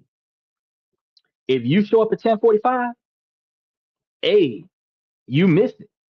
A lot of times I tell y'all, look, podcast start at 11:30 Eastern Standard Time until daylight saving time happens. Sometimes it might start 30 minutes late. Podcast might start at like midnight, right? If you showed up to the podcast at 2 a.m. and I'm not here, it happened. I started it and I finished it. I'm not going to wait for you to get here. I'm going to start it when I start it, and you're going to be here or you're not going to be here. And that's the same thing that you're supposed to be treating these women, is that if I'm going to plan an event, I'm not planning the event around you. I'm planning an event, and then I'm going to invite you as a guest to participate in the event. If you don't show up, let's say we have an itinerary, bowling, no, laser tag. I want to do something fun, laser tag. Then we're going to eat. Then we're going to go to watch a movie. And if I go laser tag and you miss out on a laser tag, and halfway through the meal, that's it. And the movie starts at a certain time. So if you show up halfway through the meal, there's only 20 minutes left, ma'am. So you're going to have to order a couple appetizers, because I'm not missing the movie. And now we're going to go to the movie. So you missed out on the first activity. You missed out on half of the second activity. And now you're being rushed to the third activity because your ass was late. In that dynamic, you must respect my time, because the itinerary is not tentative where it will be delayed because you're tardy. It will happen when I said it was going to happen, in the order that I said it was going to happen, and you're going to miss out on things. That's going to force her to do what she needs to do. He says, except if sex is weaponized, that is the same as prostitution in my eyes, and that would be in ended relationship real quick. That's every relationship, though. Women are saying that that's not the case, but that is actually the true to life case in most Western culture relationships, is that in exchange for him to be able to finance her standard of living, he gets to sleep with a girl. That's what she's offering. And a lot of women believe that the more attractive she is, that the more money she's entitled to, the more gifts and stuff that she's entitled to. And when we start arguing, what does a woman bring to the table? They argue that they are the table, but it's a broke table, because there's nothing on the table. There's nothing that benefits me on the table, but I am supposed to invest in the table. And that is not the way things are supposed to be. The way things are supposed to be is that the way you benefit from me, I'm supposed to benefit from you. If I'm not benefiting from you, then why are you here? So at the end of the day, this is not a benefit, because we both benefit from that. She gets what she's getting out of that. I get what I get out of that. That is an equivalent exchange. So since that is going to be a benefit for both parties, that is not supposed to be calculated in our exchange of values. She values the money from the man. The man benefits from her effort. Her effort is not monetary on her behalf. So her effort cannot be always equivocally calculated into monetary expenditures, but you can put a price on how much she's willing to do. The same way your boss puts a price on how much you're willing to do. Money for services. And with that logic being said, if sleeping with the girl is not going to be monetized by the man, she can put out and still not get nothing. But if I benefit from her, then she might get something. But that also still means that you got to prioritize your time, and you have to put yourself in a position to say, look, if you're not here when the event starts without you. She said, oh, well, I'm on my way. That's okay. I already grabbed the seat. I already put my order in. You want me to put your order in? By the time she gets there, the food will be there. When she shows up, if she shows up that late, oh, that's all right. I put your food in the to-go bag. I'm ready to go. She showed up to the restaurant to get a to-go order because it took her too long to get here. You missed out on the event. Now, option 5, and I did say that there was supposed to be 5 options. You could sit her down and tell her, look, if you're not going to be here on time, don't come. That's going to pressure her to decide that she's either going to show up on time or she's going to cancel an hour early so that you're not waiting on her. But option 5, while harsher than option 4, option 5 makes the event revolve around her. If she's not coming, then you got to choose, am I going to go out in disappointment because I wanted to only go because of her? Or am I going to just stay home and not go and save my money? If you know that she ain't going to be there on time and the appointment is always going to be canceled, y'all just never going to see one another, which ultimately means that she's going to phase out of your life and you're going to save a bunch of money, which is why I save option 5 for last. But option 4 is enjoy your life, live your life to the fullest, invite her to enjoy your life with you. And if she shows up, she shows up. If she doesn't, she doesn't. If she stands you up, she stands you up. But she technically would not be capable of standing you up if you went to go for yourself and you just wanted her to enjoy it with you. If there was a House of Blues that I wanted to go to, get me some jambalaya and some gumbo and stuff, and I invite you to come to the House of Blues with me, I'm going to the House of Blues for this particular event and this particular activity, whether or not you come with me. That's like, Stephen, for example, you got this AC/DC concert coming up. Last time they're going to be on tour in your lifetime. You're going to that AC/DC concert. If you bought a second ticket and you invited this chick, and then the day of the event, she tell you something's coming up, you're not going to not go to that concert. You're going to go to that concert. You might scalp the extra ticket at the concert. You might invite one of your homeboys that ain't got nothing to do and bring them, but you're going. Whether you go by yourself or you go with somebody else, the girl don't matter to that event. That event is something that you're going to, and that is how you're supposed to schedule every day, is that this is what I plan on doing. Now, you can either come or you can. But if you're not coming, well, I'm not going to be hurt because I'm going to have a good time. And during the event, she's not going to be able to text me, oh, how are you doing? Blah, blah, blah, blah, blah. Because after the event, if she hit me up, I hope that I didn't spoil your evening. I should have all kinds of photos of all the blasts that I had without you, because I was going for me and I just wanted you to live life the way I live life. I wasn't going for you. When I'm going for you, you control the narrative. When I'm going for me, I control the narrative. And as men, we're supposed to control the narrative 100% of the time because women want a man to be a leader. And if I'm a leader, I'm not going to this date following her lead unless she's inviting me. I invited her. I'm going on this excursion because that is what I want to do as the leader of this excursion. If you missed the trail, you missed it. When has a tour guide ever waited for you to show up late? They start the tour without you. When has a cruise ever waited for you to get on the boat? They leave the port without you. Every other thing in life, her ass ain't going to be late for that. But see, when it comes to her man, oh yeah, she'll make your ass wait. No, I'm straight with that. I'll wait till I see you again because I'm going to go have me some good ass times and enjoy life and blah, blah, blah, blah, blah. But like I said, if you notice she's going to be an hour late, as soon as she tells you she on her way, that's when you start making your way out there. All right, I think we got like 1 or 2 more. Let's see what they are. I just had to say it out loud. Can't take it anymore. I have to be done with it all. Now spending money on girls on Facebook, but can't give me money. I'm the one who takes care of him. Fuck this, I'm done. I feel so bad for him. That he literally has to pay women to make himself feel special. Like he is important. Like he is somebody. I always thought he was somebody. He apparently just doesn't think that I am. So I can't go on like this anymore. I have to end everything. Being married 20 years means nothing to him. Then why should I give a fuck either? The funny thing is, if he would have put a quarter of what he did in other on us, everything would have been so different. I would have had his back. I would have been there for him. I would have been the one person who really did think he was special. I would have always had faith and believed in him. But now I can't. He doesn't respect me. He doesn't respect us. So for that, I Okay. am sorry, but I am truly done this Okay. time. That just pushed me over the edge. You were You can not my tell. true love. You were not my soulmate. Now you are nothing to me, just like I have been for you.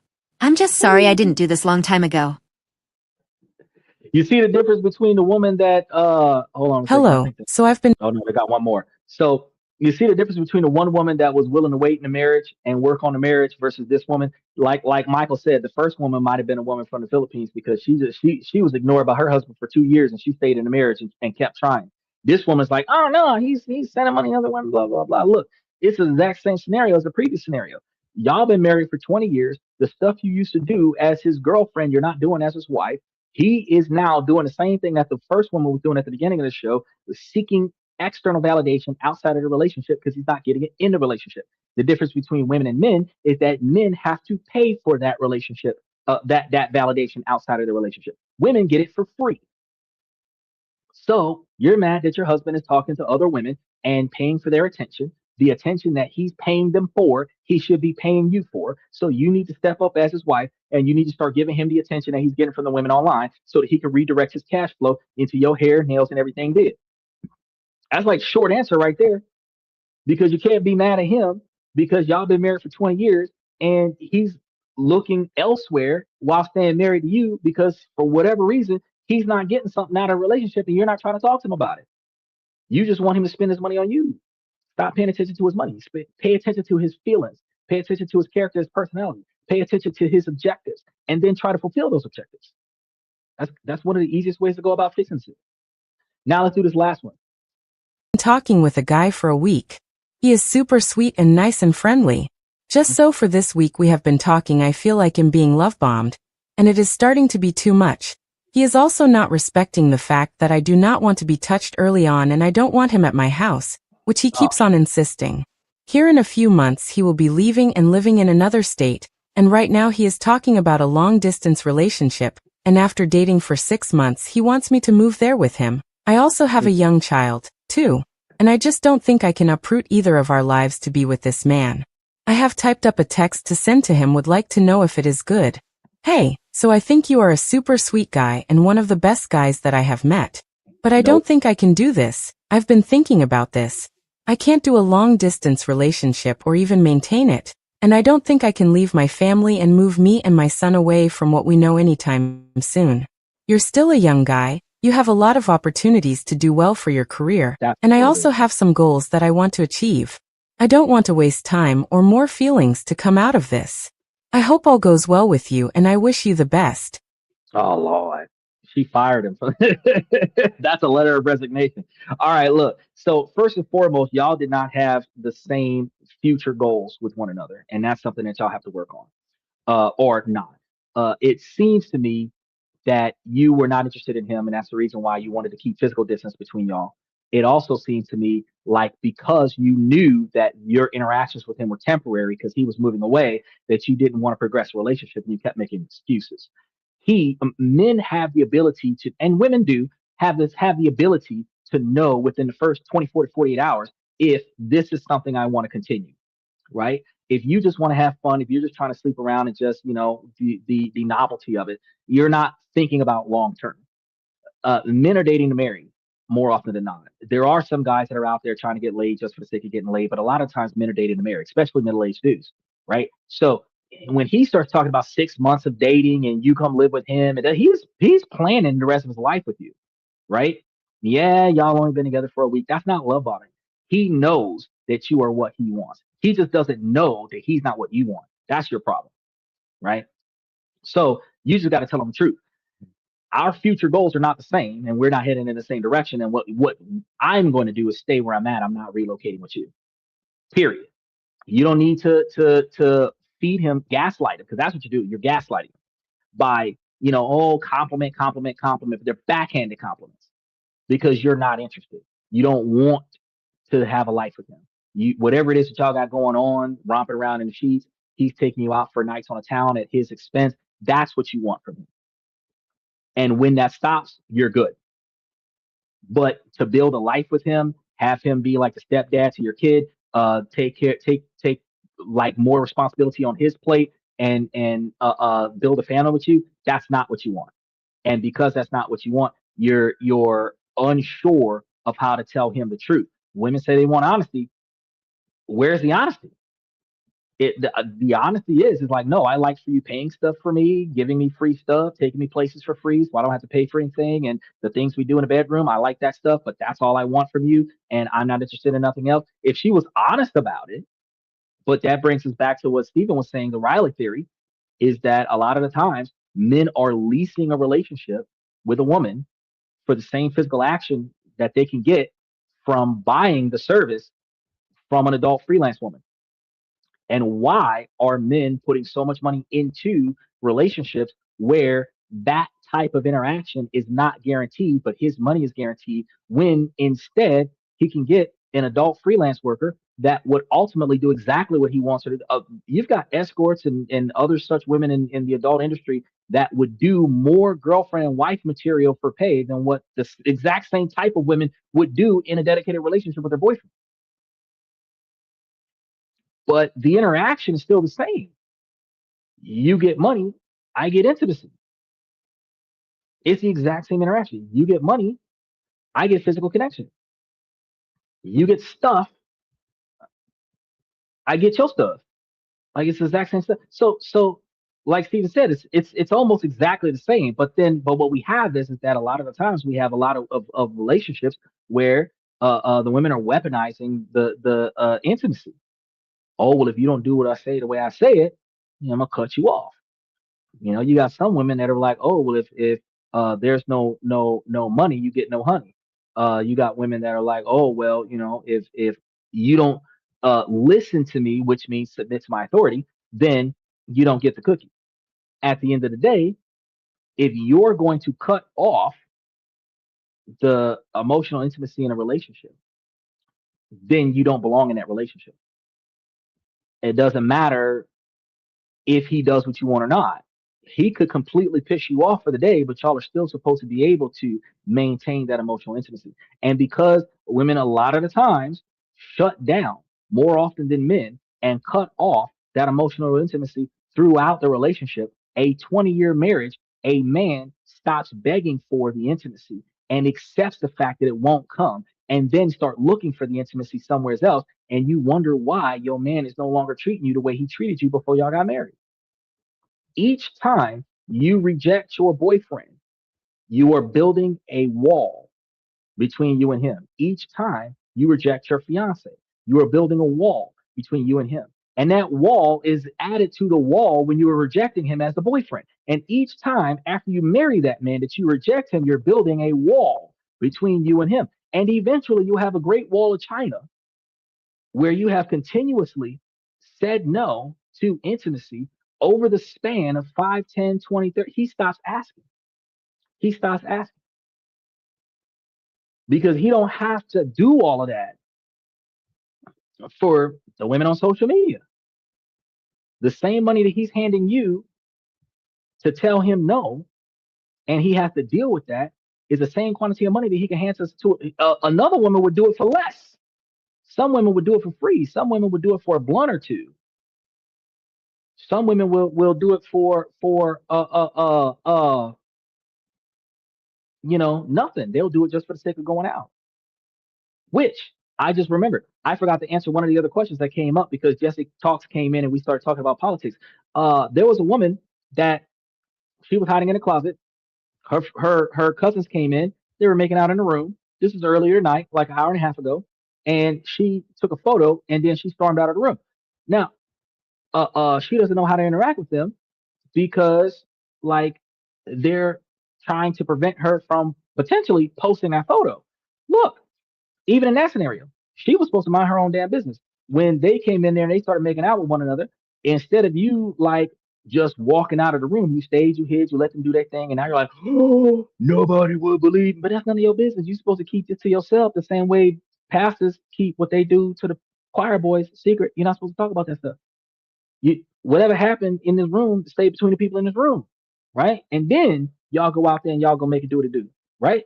So when your friend was coming up and asking you, oh, hey, well, please don't tell, please don't tell, please don't tell, you should not have taken a photo on Snapchat. But because you did, it's likely going to get posted online. If I was you, I would tell those friends, look, or those cousins, look, hey, what y'all do, ain't got nothing to do between me and you. Either I'm for y'all's relationship or I'm against it. That's it. Beyond that, I don't really care. And then just walk out of the room, leave it alone. We don't got to talk about it no more. I done already said my piece on it. But after I said my piece on it, what y'all do is what y'all do. But I can clearly tell you that like Thanksgiving is going to be awkward this year because I know that the two of y'all is trying to base turkeys while everybody else was out there interacting in the other room playing Uno. So, you know, all of these things turns us back to the same observations, is that you are supposed to be able to maintain a standard of behavior and then hold your partner accountable to that. And when you don't see that, you're supposed to be able to articulate that with your partner and then give them the opportunity to rectify it. Without that, you're not going to see improvement. You're going to be disappointed until you give up. And then you're going to walk away. But even your employer will pull you aside and say that you haven't been doing a good job for a period of time before they fire you. They don't just fire you for doing a bad job. They call you into the office and tell you 3 different times, verbal warning, written warning, and then termination. So you have plenty of time to get your stuff together. Right? So likewise, when I tell you guys, you know, treat your relationships the way you treat a job, like people go, oh, well, you know, are you trying to hire an employee or are you trying to have a relationship? Both. It's the same thing. Because the logic and mentality is the same thing. If you're not going to perform just because we have a bond or a loyalty or duty to one another, then that means what you're saying is that just because we have history, you can disrespect me. And that's not true. You cannot disrespect me just because we have history. Because we have history, you're supposed to respect me more because you know what struggle I've been through to get to where I am right now, and you know where I'm trying to go. You should be able to do more to support my position than somebody who doesn't know me. So if you're going to hinder my ability to succeed, then you're not the right one for me. And that's what you guys got to recognize. Now, we've covered a lot of stuff for about 3.5 hours.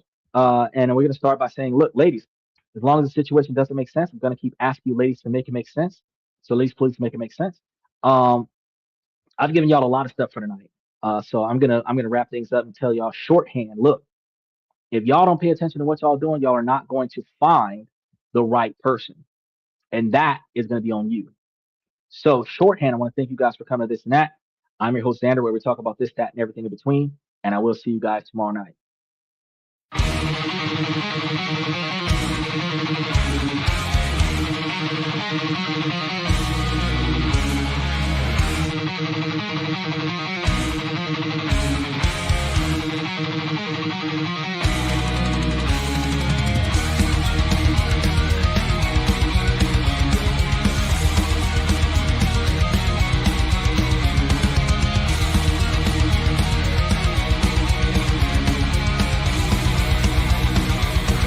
Higher ground.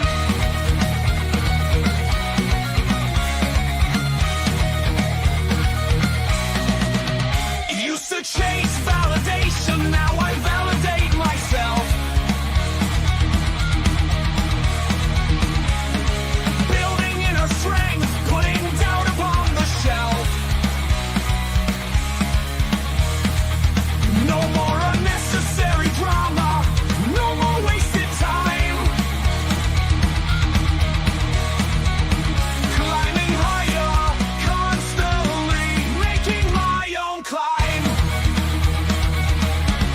Standing on higher ground where excellence is found. My potential knows no bounds, raising the bar, breaking ground.